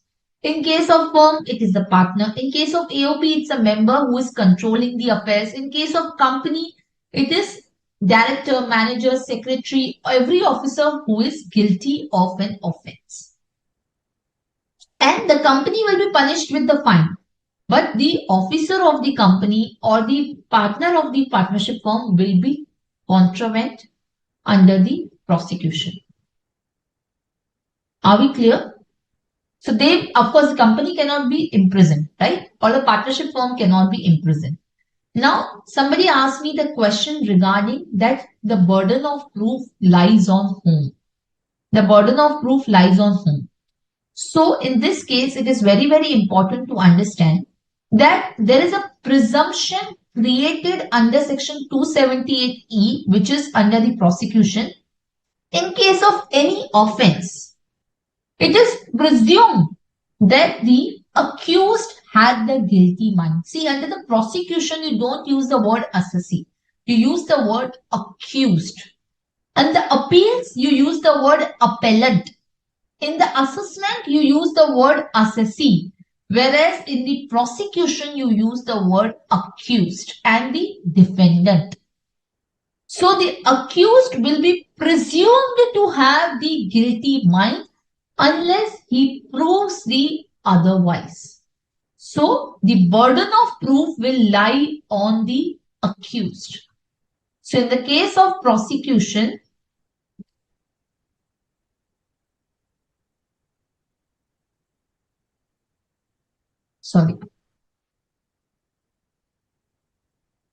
in case of prosecution, existence of guilty mind shall be presumed by the accused. This is known as mens rea, which means existence of guilty mind. The burden of proof lies on accused to prove otherwise. Because the prosecution proceedings are quasi criminal proceedings. So it is essentially the burden of proof requires is on the accused to require him to prove that he is not guilty. In the case of prosecution cases. Means it will be presumed that you had the motive, you have the intention to commit this offense. Now, the prosecution can be initiated at the instance of the PCIT, CIT, PCCIT, or CCIT. Only after the previous sanction of the higher authorities. Are we clear? However, if the penalty has been reduced or waived under 273A, the prosecution cannot be initiated. So you can write down prosecution cannot be initiated if the penalty has been reduced or waived under section 273A. Further, in case of the prosecution, the compounding is possible of the prosecution. So, compounding of offense can be made. Now, what do we mean by compounding? Compounding means penalty in lieu of prosecution. Meaning, you levy me the penalty but waive off the imprisonment. Are we clear? Are we clear? Yes or no? So the prosecution can be waived. Now, how do we get the immunity from the imposition of penalty and prosecution? So, immunity from penalty and prosecution. So, in this case, the assessee will make an application to the AO for the grant of immunity from the penalty and prosecution. So, this is in respect of penalty under section 270A and the prosecution initiated under section 276C, which is willful attempt to evade the taxes. Willful attempt to evade the taxes. Remember, we talked about this prosecution 276C, willful attempt to evade the taxes or willful failure to furnish the return of income. So, 276C or CC, which is willful failure to evade the taxes or file the return of income. So what is the provision which says? It says that the prosecution for this, the application can be made to the AO. Assessee to make application to the AO. Right? If he pays the tax and interest as per the assessment order and does not prefer the appeal against the assessment order. What are the conditions? A, pays tax plus interest as per assessment order plus does not file the appeal. Fine. What is the time limit for making the application? 1 month from the assessment order. So the time limit is 1 month from assessment order. Now, once the application is received by the assessing officer, the assessing officer will either accept the application or will reject it within 1 month from the month in which the application is received. Before rejecting, he will give the opportunity to the assessee. So AO to accept or reject the application. What is the time limit? This is 1 month.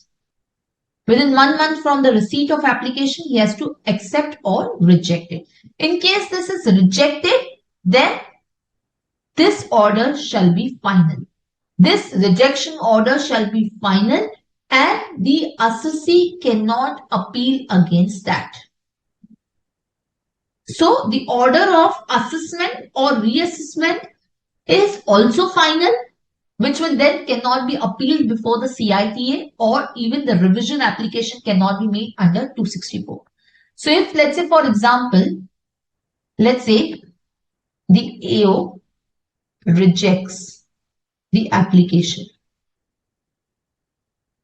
So this will be final and cannot be appealed. Plus the assessment order also then cannot be appealed or revision under 264 also not possible. So if you go for immunity, but if the AO does not give you immunity, so then you cannot say that, okay, I will go for appeal, because here you have said that you will not file appeal. So now once the immunity has been rejected, you cannot even appeal the assessment order. So the appeal is not possible then against the assessment order. If the assessment or the order of assessment or reassessment in respect of which the application is accepted, not rejected, if the appeal is, if the application is accepted. If the application is accepted. So once your application is accepted, you cannot, of course, if your application is rejected, then you can go for the CIT appeal or you can go for the revision also. Are we clear? Then in which cases the application can be rejected? In circumstances in which the AO cannot grant immunity. So immunity not possible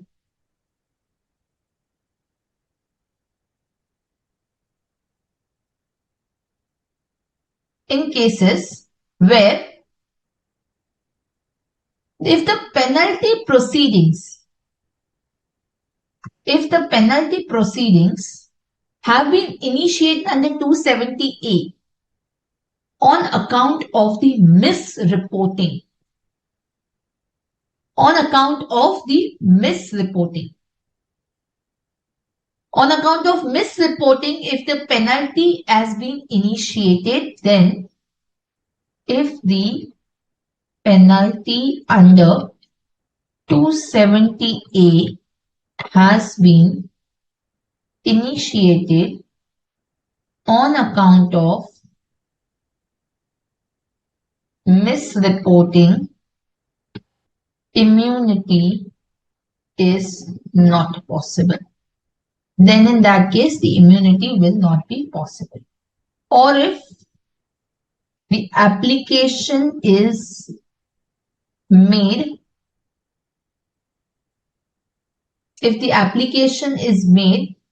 after the expiry of appeal filing, expiry of time limit of appeal.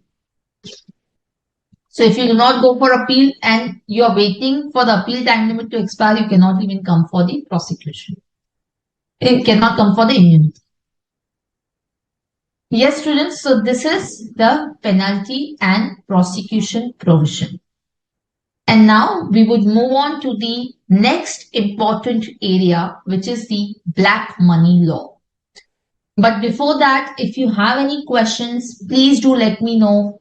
And if you have not understood any concept, this is a little technical, but you don't have to leave it for the option. Yes? Any questions?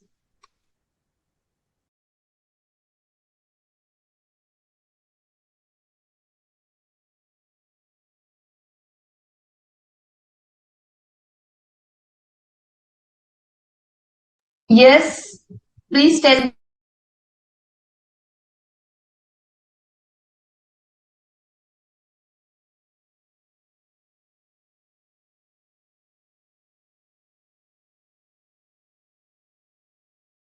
Yes, students, I'm waiting for your reply. Please tell me.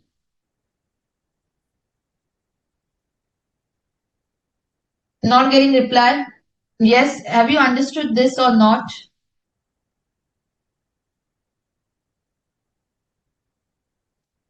Students, please answer.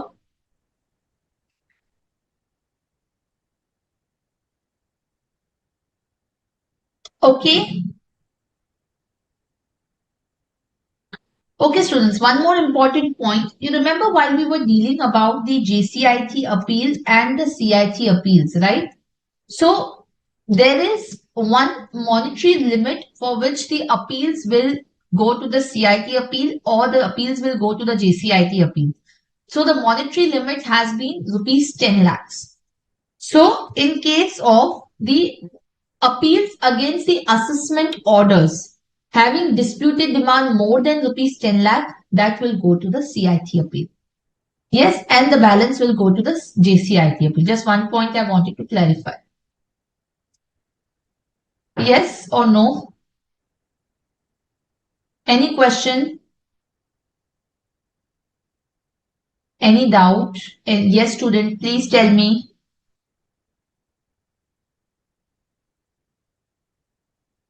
Yes or no, students? If corporate society not filed ROI, then what, Namrata? If it doesn't file ROI, it will be penalized. Differentiate between waiver of penalty and immunity of penalty. Very good question, Namrata. So, as I told you, see the waiver of penalty and the immunity of the penalty. This will be immunity not only from penalty but prosecution along with. That is just for the waiver of penalty, that the penalty will not be levied.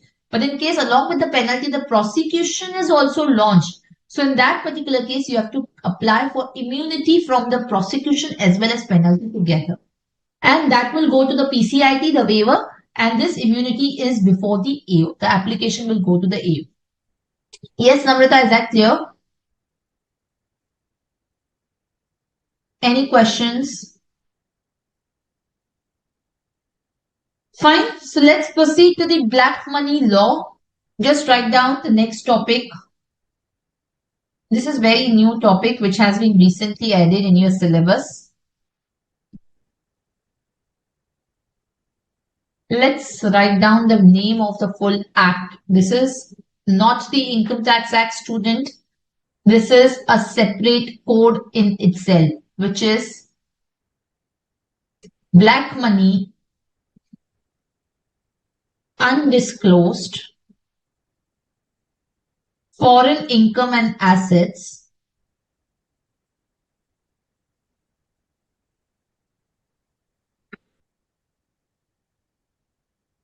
foreign income and assets, and imposition of tax act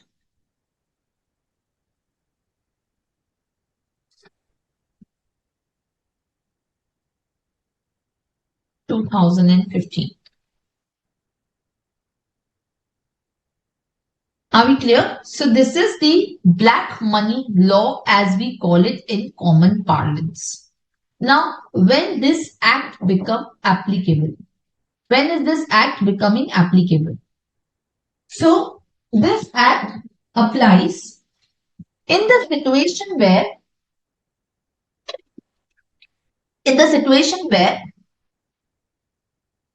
there is undisclosed income and the asset, as the name is suggesting to you, students.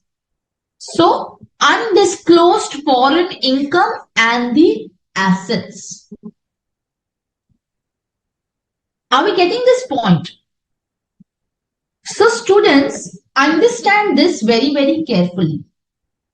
See, for any particular act which is creating some sort of charge, there has to be the charge which is going to exist.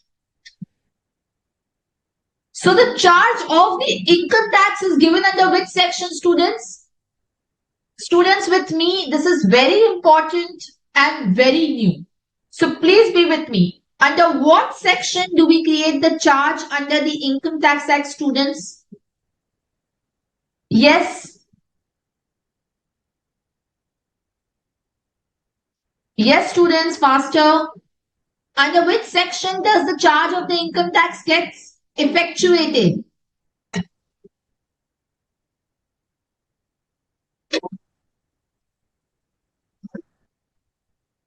Don't forget your basic, students. I need your answer.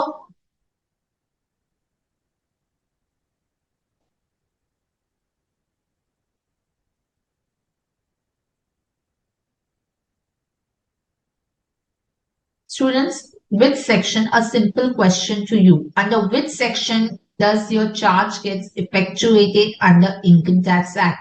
Are you with me? Please do not lose the touch on the subject, because what will happen is you will not be again, able to make the link.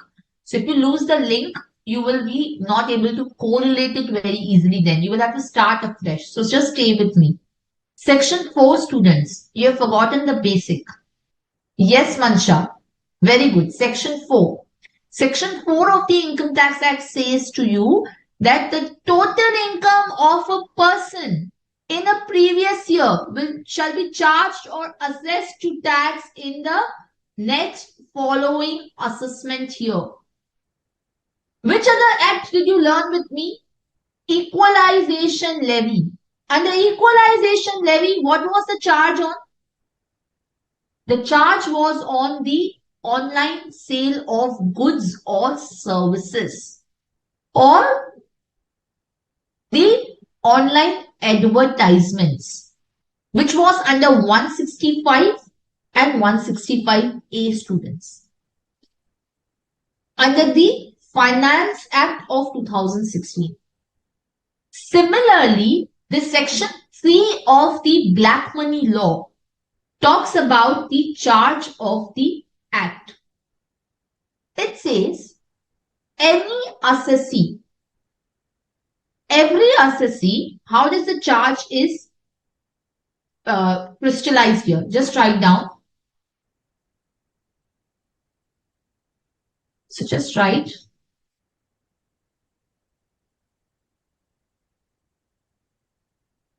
charge under section 3. This is what we are talking about, is the black money law, students, and not the Income Tax Act. So section 3 is talking about the charge of tax, which says that every assessee for every assessment year, every assessee shall be charged for every assessment year. So assessee shall be charged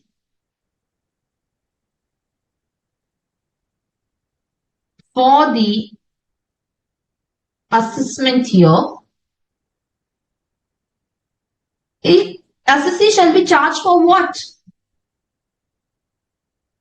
Tax on what?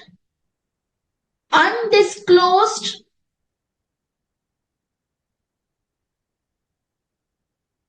foreign income and asset. Undisclosed foreign income and asset of the previous year. This is the charge. And what is the tax rate they are suggesting in the charge? 30%. So the rate of tax is 30%. See, under the Income Tax Act, when you are charged under section 4, it doesn't give you rate of the tax. All that it says is that the total income of the previous year shall be charged or assessed to tax at the rates specified in the Central Act. So the rates of the income tax are given specifically because there are so many different rates for different categories of income. There are special rates of tax under the Income Tax Act itself. And you refer to the Finance Act, students, for the general rates of tax. So the charging section is not giving you any rate, students. Whereas if you look into the equalization levy, if you look into the equalization levy, section 165, which is charge of equalization levy on the online ads, it gives you the rate. There shall be an equalization levy at the rate of 6% on the consideration for the specified services. Similarly, 165A on the e-commerce supply of services gives you the rate of 2%.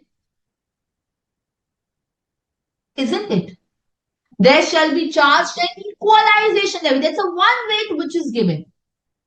Similarly here, section 3 gives you 30% rate, which is a fixed rate on the undisclosed foreign income and the undisclosed assets of the previous year at the rate of 30% in the assessment year. Are we clear? Then the charging section says to you that the value of the undisclosed asset. Now, how will I determine? I understand it's an undisclosed foreign income, but what will be the value of the asset? So, the value of the undisclosed asset will be the fair market value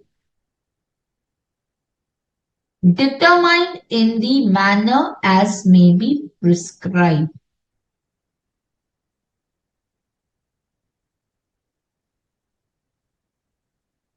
So for this, we will see the rules. Are we clear? Yes or no? So every assessee for every assessment year will be charged on his undisclosed foreign income and asset at the rate of 30%. Now, who is an assessee? Assessee is defined under section 2, subsection 2. So, assessee means what?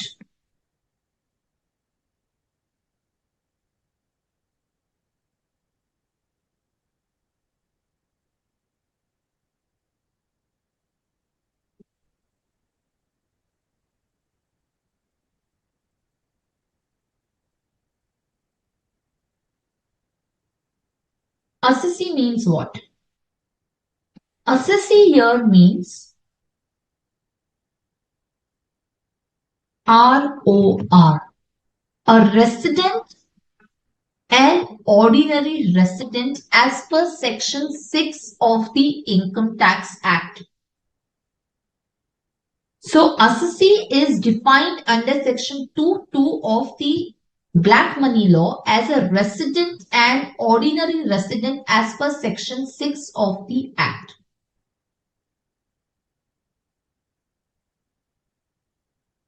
Income Tax Act. Secondly, a non-resident or a resident and not ordinary resident. This is the amendment this year. A non-resident or not ordinary resident as per section 6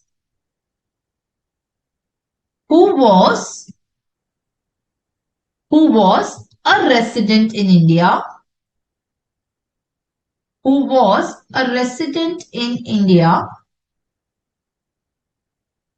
either in the previous year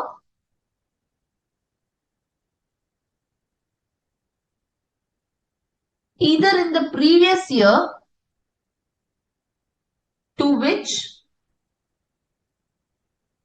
the undisclosed foreign income relates,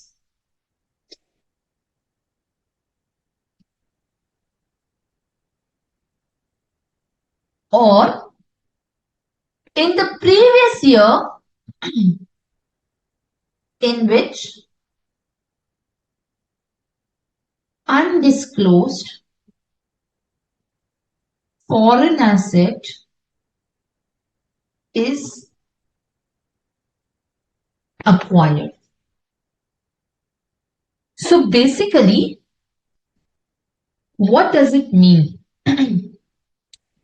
See, students, initially it used to be black money law only used to cover a resident. But this year onwards, they are saying that the assessee means not only a resident, but any person who has become a non-resident or a not ordinary resident, because only ROR was covered.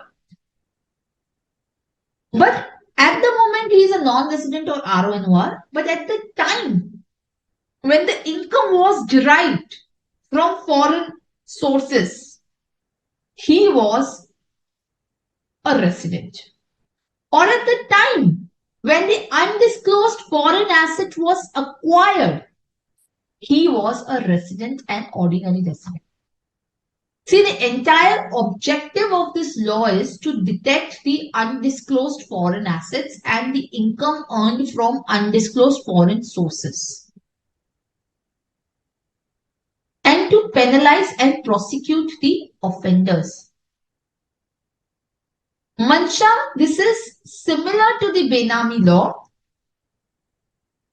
However, under the Benami Transaction Act of 2016, it is on the property transaction. It is to prohibit the transactions in the property where the certain type of owners, where the owners cannot be found out, where the beneficial owners are not easily identifiable.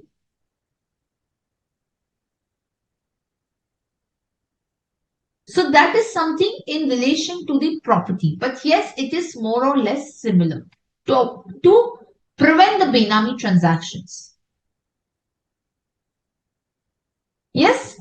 So here it is to prevent the offenders from the undisclosed. See what was happening few years back. If you look at the high net worth individual, businessmen, politicians, they had only Swiss bank accounts in some tax haven countries, right? And slowly and steadily, it was observed that, when I think in 2010, Swiss gave out the list of the individuals whose bank accounts were lying in Swiss, in Geneva, in HSBC Geneva. And what happened was, suddenly there were certain Lux leaks, Luxembourg leaks, some law firm leaked the names of the individual. There were Swiss leaks which had happened, wherein the name of the Indian residents had appeared, that they had never disclosed these bank accounts, they had never disclosed the assets they hold outside India, and therefore they were charged the black money law was introduced.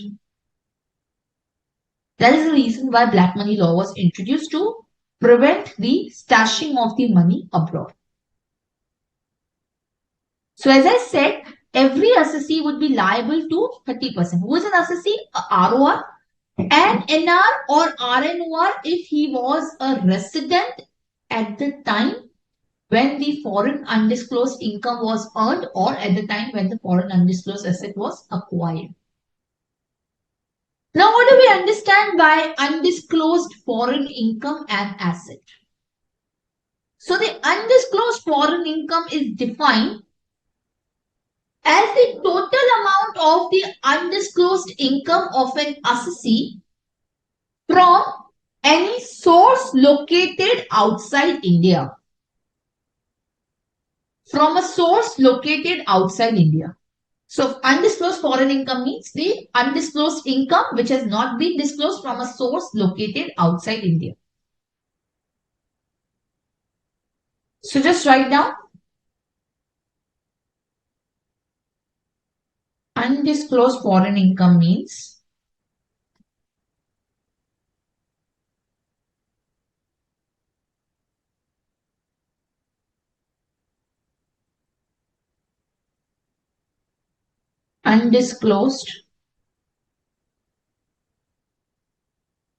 undisclosed income from a source located outside India. Right? And what does undisclosed asset means? So undisclosed asset means an asset located outside India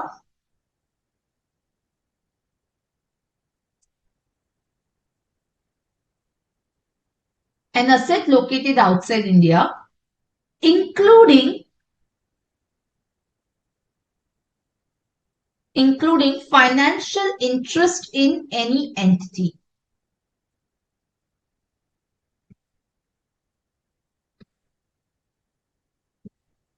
Including financial interest in any entity held by the assessee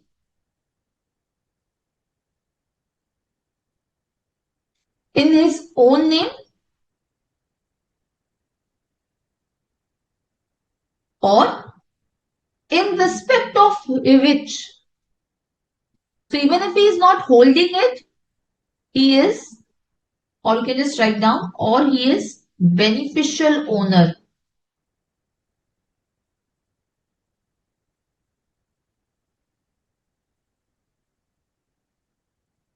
He's not holding it himself in his own name, but somebody else has kept the asset for his benefit. For example, it happens in trust, and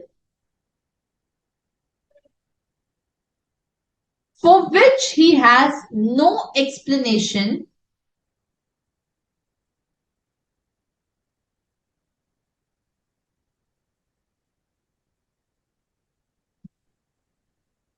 about the source of the investment in asset or the explanation is not satisfactory in the opinion of AO, or the unsatisfactory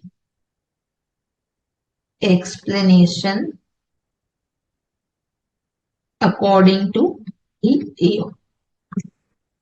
Are we clear? So now what do we understand by undisclosed asset outside India? How do we disclose it? So students, if you look in the ITR form, especially ITR 2, ITR 3, ITR 6, ITR 5, there is Schedule FA, which gets reflected in your ITR. Isn't it, students? You have Schedule FA in your income tax returns form, which most of you neglected. Don't you?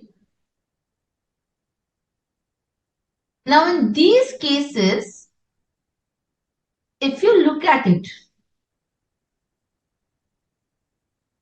if you do not fill this Schedule FA, you can be penalized under the black money law, students.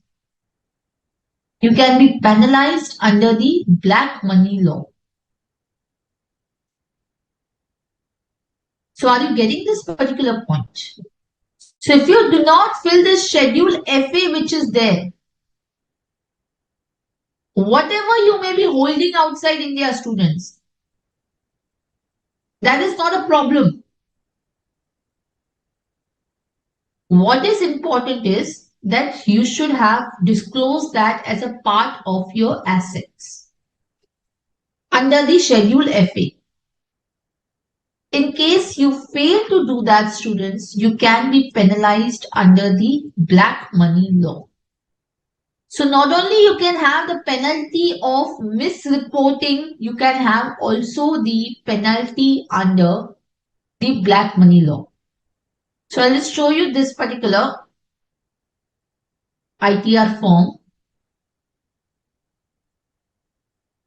See, This is the Schedule FA, which asks you details of the foreign assets and income from any source outside India. Details of foreign depository accounts held at any time during the calendar year. Details of foreign custodial accounts held, including any beneficial interest.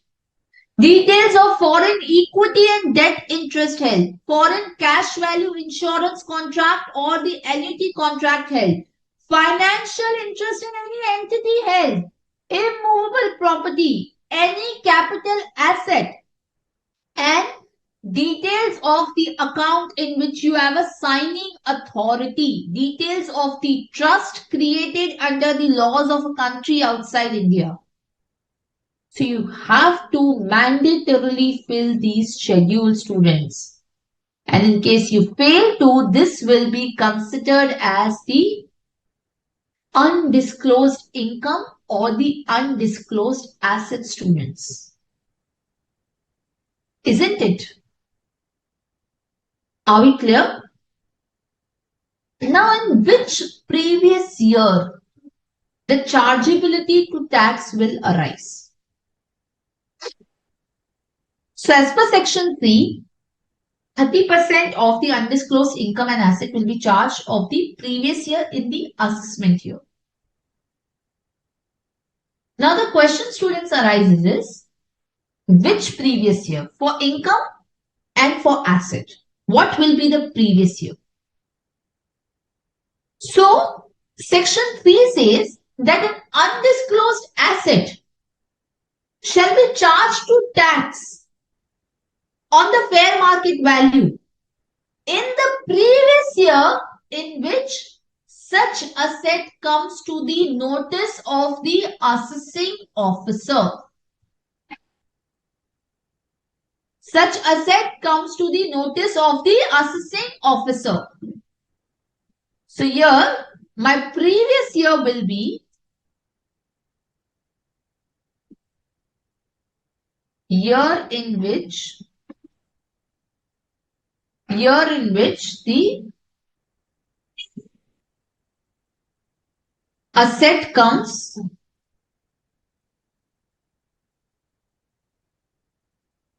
to notice of the AO. However, there is one exception to this. What is the exception? The exception is provided with respect to the assessee. Because here it says that the previous year will be the year in which the asset comes to the notice of the AO. So it is quite possible, students, that the asset may have been acquired prior to 2015.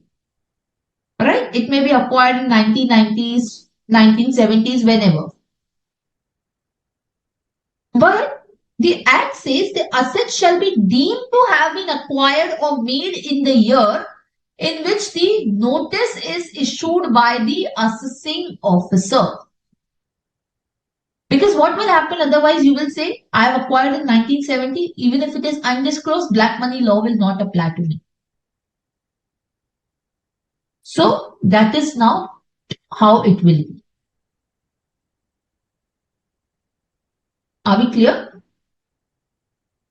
So it will be deemed to be the year in which the asset is acquired. Not the year in which asset is acquired. It will be deemed to be the year in which the asset comes to the notice of AO. The only exception is in case of the assessee who is a non-resident or RNOR. For him, the previous year will be when the asset is acquired. So are you getting this particular point? So in case of the non-resident assessee, it shall be the previous year will be, it has clarified that the person would be treated as assessee if he is resident of the year in which the asset was acquired and not the year in which the asset comes to the notice of AO. So here you can write down exception So a non-resident or RNOR will be assessee in the year in which note in the year in which asset is acquired, undisclosed foreign asset is acquired,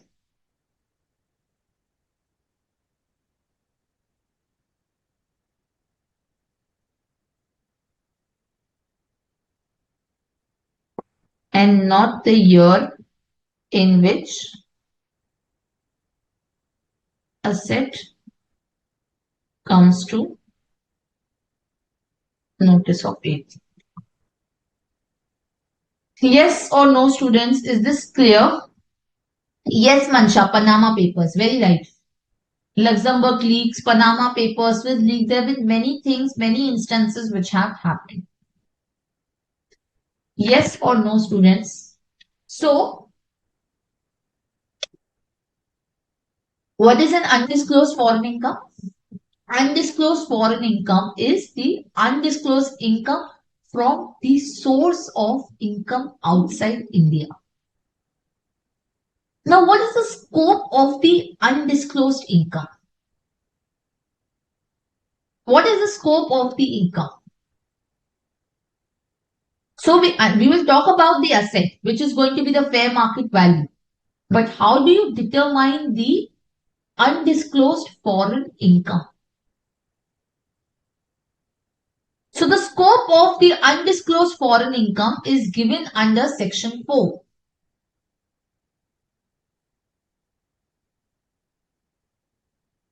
Scope.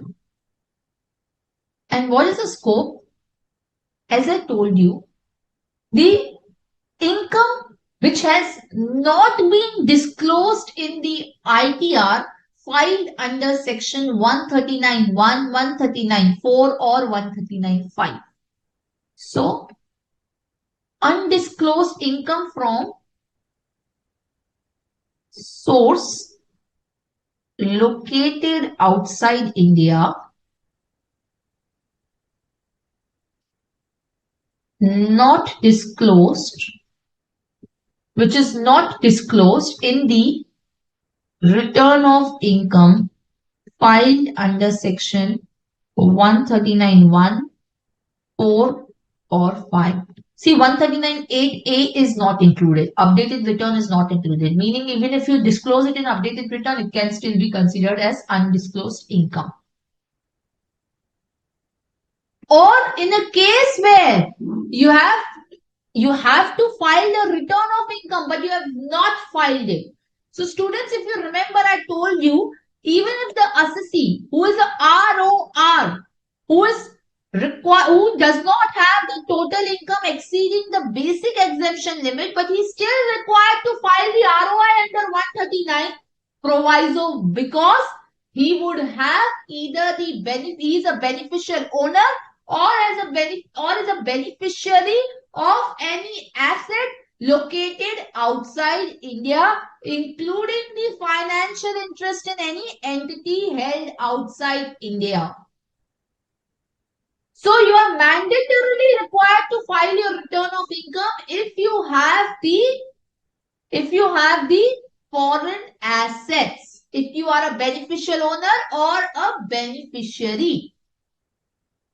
So if you miss to file the return of income under 139.1 or under 139.4 or 5, it will be considered as undisclosed foreign income. So ROI not filed under section 139.1, 4 or 5. Are we clear? And finally, value of undisclosed foreign asset. Are we clear? Yes or no, students? Clear?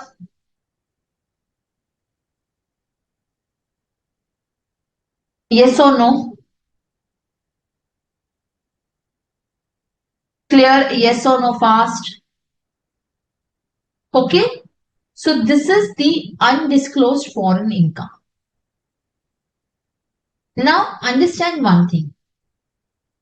With respect to the undisclosed foreign asset, now how the valuation of the undisclosed, same value of the undisclosed foreign asset is basically going to be your scope of undisclosed foreign income and asset. So the valuation is given under Rule 3. The valuation, as I said, it's given as prescribed, so it's Rule 3. So how is the valuation given? So as I told you, it is the fair market value. This is the fair market value that we are talking about.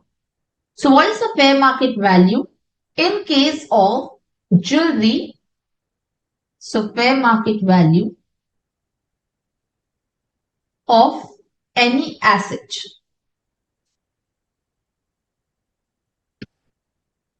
So fair market value as on the end of the previous year you have to take, right? As on the end of the previous year, you have to take into consideration. So what is my fair market value for, let's say, the jewelry? This will be higher of cost of acquisition or the fair market value. The price, the open market value as on the valuation day. Similarly, for the archaeological collections and drawings,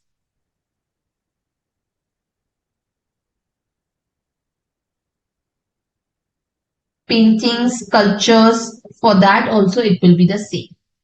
Basically artistic work. Secondly, for the quoted shares and securities.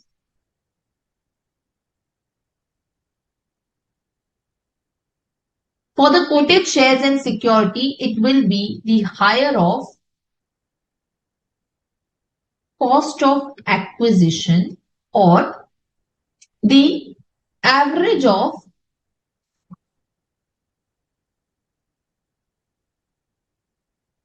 highest plus lowest price, highest plus lowest price on the securities market, on the securities market. So higher of these three. These two. Are we clear? Then in respect of unquoted shares, in respect of the unquoted shares and securities, again it will be higher of A, the cost of acquisition or A plus B minus L divided by PE into PV. So same as Rule 11 UA of the Income Tax Act, where A is your book value of all the assets, right? Minus any income tax paid, minus any deferred expenditure. B is the fair market value of the bullion, jewelry, artistic work, immovable property. And L is your book value of all the liabilities, excluding the paid up share capital, reserves, provisions for uncertain liabilities, dividends. P is the paid up equity share capital, total amount, and PV is the paid up value of those shares. And then in respect of unquoted shares and securities, this is for the equity share. This is for, you can write unquoted equity share. In case of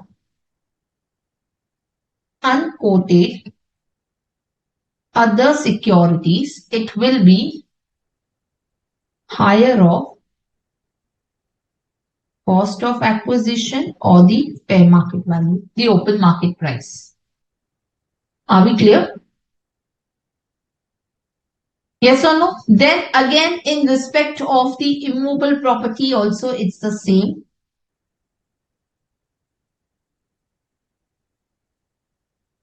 This is the value. Then in respect of the bank accounts, it will be total deposits. It shall be the total deposits made in the account since the date of opening the account.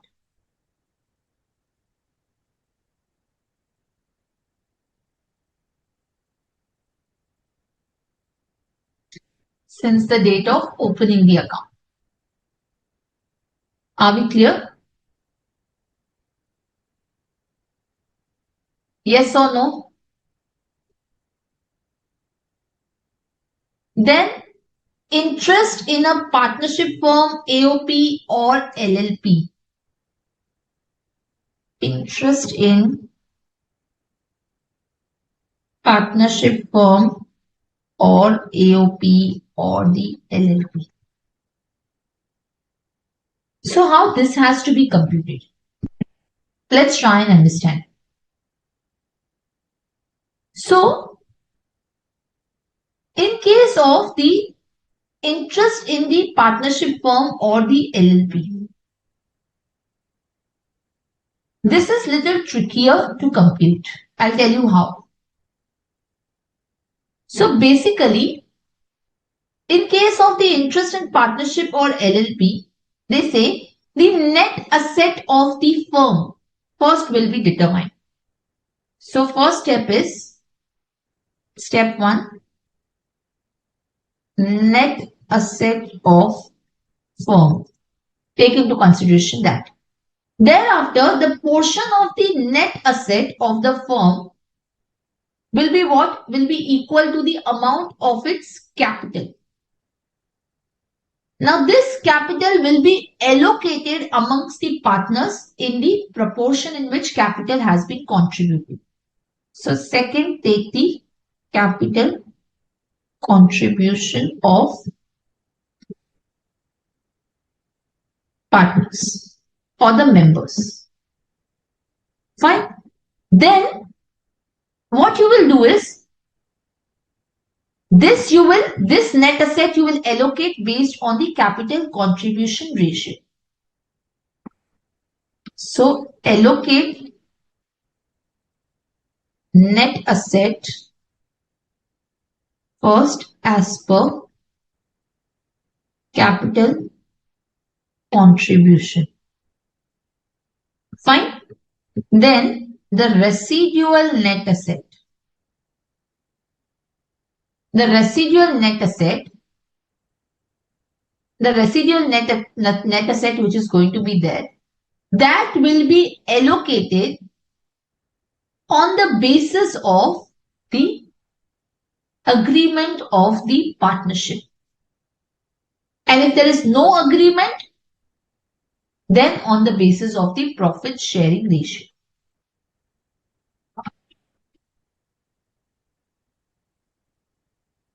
Based on profit sharing ratio.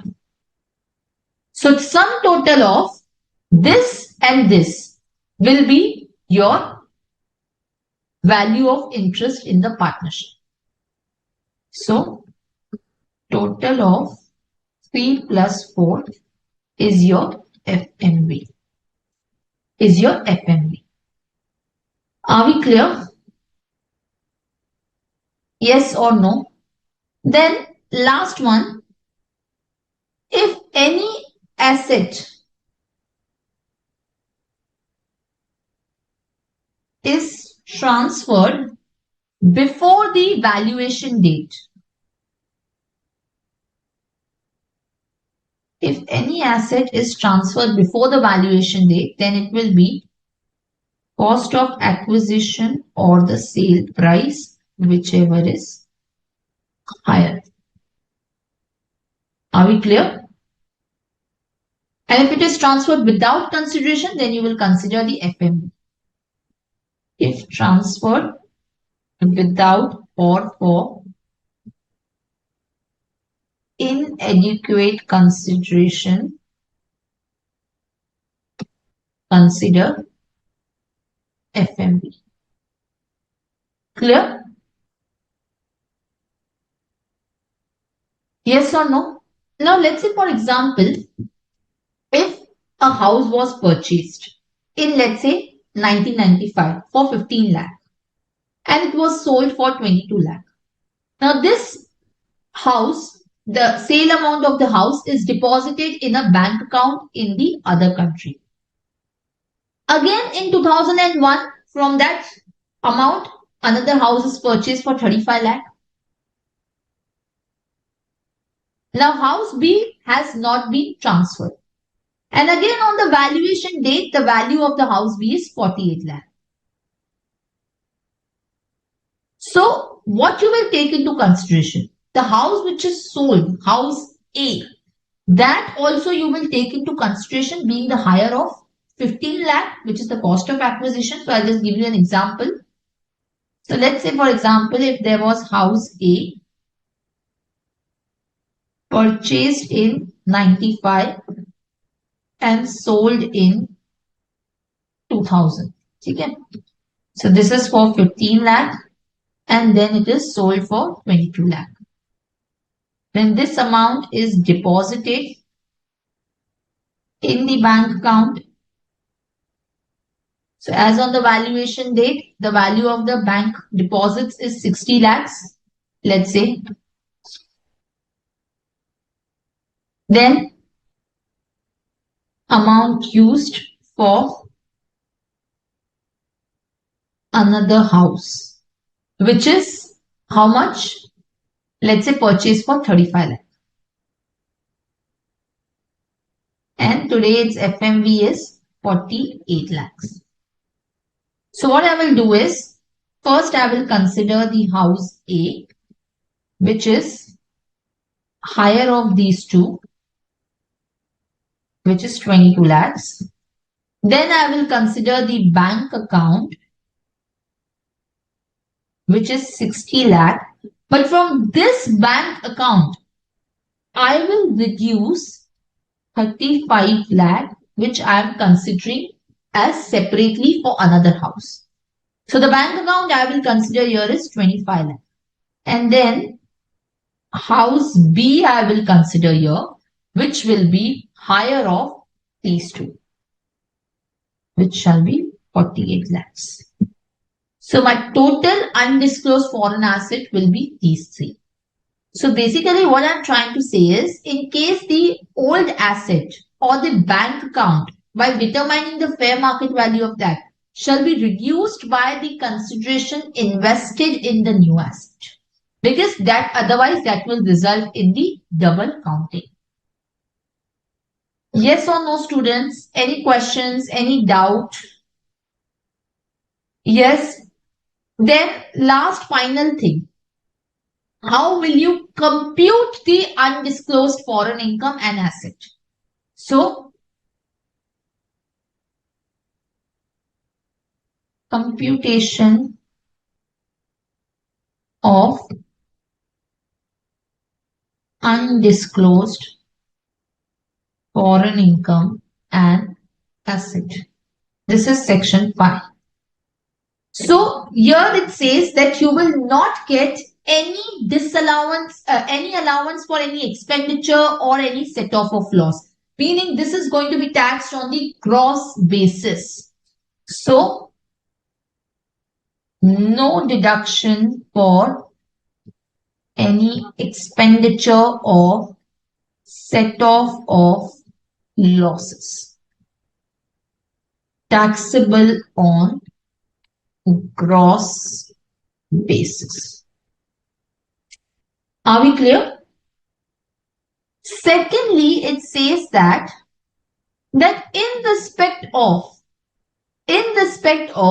undisclosed asset of which income has already been assessed under Income Tax Act. So that amount will be reduced. So let's say, for example, if the AO finds out that there is some foreign bank account outside India, but the income through which the foreign asset was created, that income is already charged to tax under the Income Tax Act. So that amount will be reduced from the value of the foreign asset. So deduction for any income already charged under the Income Tax Act will be allowed from the value of undisclosed asset.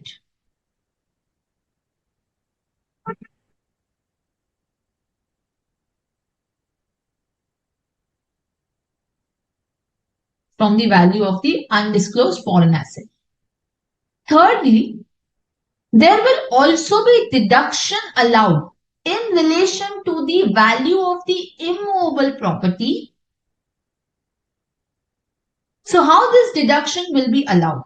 So there will be deduction from value of immovable property. Now what is this? Let's say for example, a house was acquired outside India by Mr. A for 60 lakhs. Okay. Now, out of this investment of 60 lakh, 35 lakh was already charged under Income Tax Act. So let's say 35 lakh income charged under the Income Tax Act earlier. Now this comes to the notice of this house comes to the notice of AO in let's say 23-24, and this is let's say charged in AY 12-13.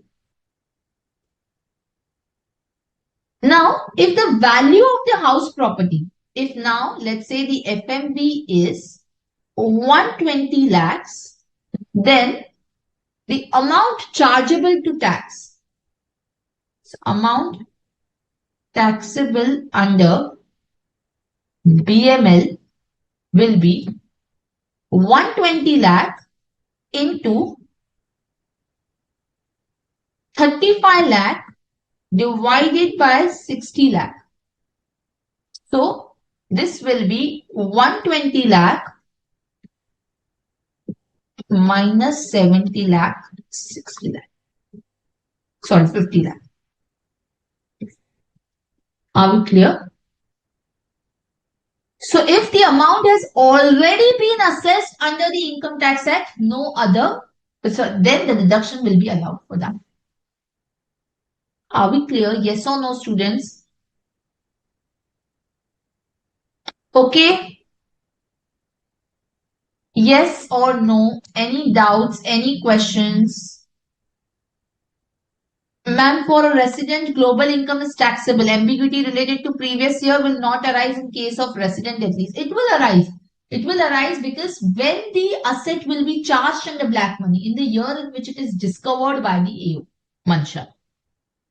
Value of undisclosed foreign assets, Namrata, it's not difficult. It is just the cost of acquisition or the open market value, whichever is higher. Only thing in case of the bank accounts, it is the total deposits made. In case of the financial interest in LLP, it is the net capital that you have contributed plus the net assets minus net capital, that is the residual net assets which are there, that will be allocated in PSR. Yes, Mansha, you can file updated return, but in the updated return, even if you file, the black money law trigger will not get prevented because the exclusion is only for return filed under 139.1, 139.3 and 139.4. Yes or no, students? Are we clear or not? Yes or no? Now again, under this act also, there is the penalty plus prosecution which is existing. So what are the penalties and prosecution under this act, students? So penalty in relation to the undisclosed foreign income and asset. which is 3 times the sum so computed. So penalty here is, so that means sometimes your entire asset may get wiped off. 3 times of the value. 3 times of the value. Oh, sorry, 3 times of the tax, not value, sorry. 3 times of the tax. This is the penalty. Are we clear? So this is the amount of penalty. And in case you fail to file the return of income under 139(1), then the penalty is 10 lakh. So penalty for non-filing of return of income under section 139(1), not the belated or revised return. Here it's only the original return. It is 10 lakh. Or failure to furnish the information in the return of income, or furnishing inaccurate particulars about the return, about the asset. So failure to file the non-filing of return of income, or non-furnishing or inaccurate furnishing. The details or particulars about the asset outside India.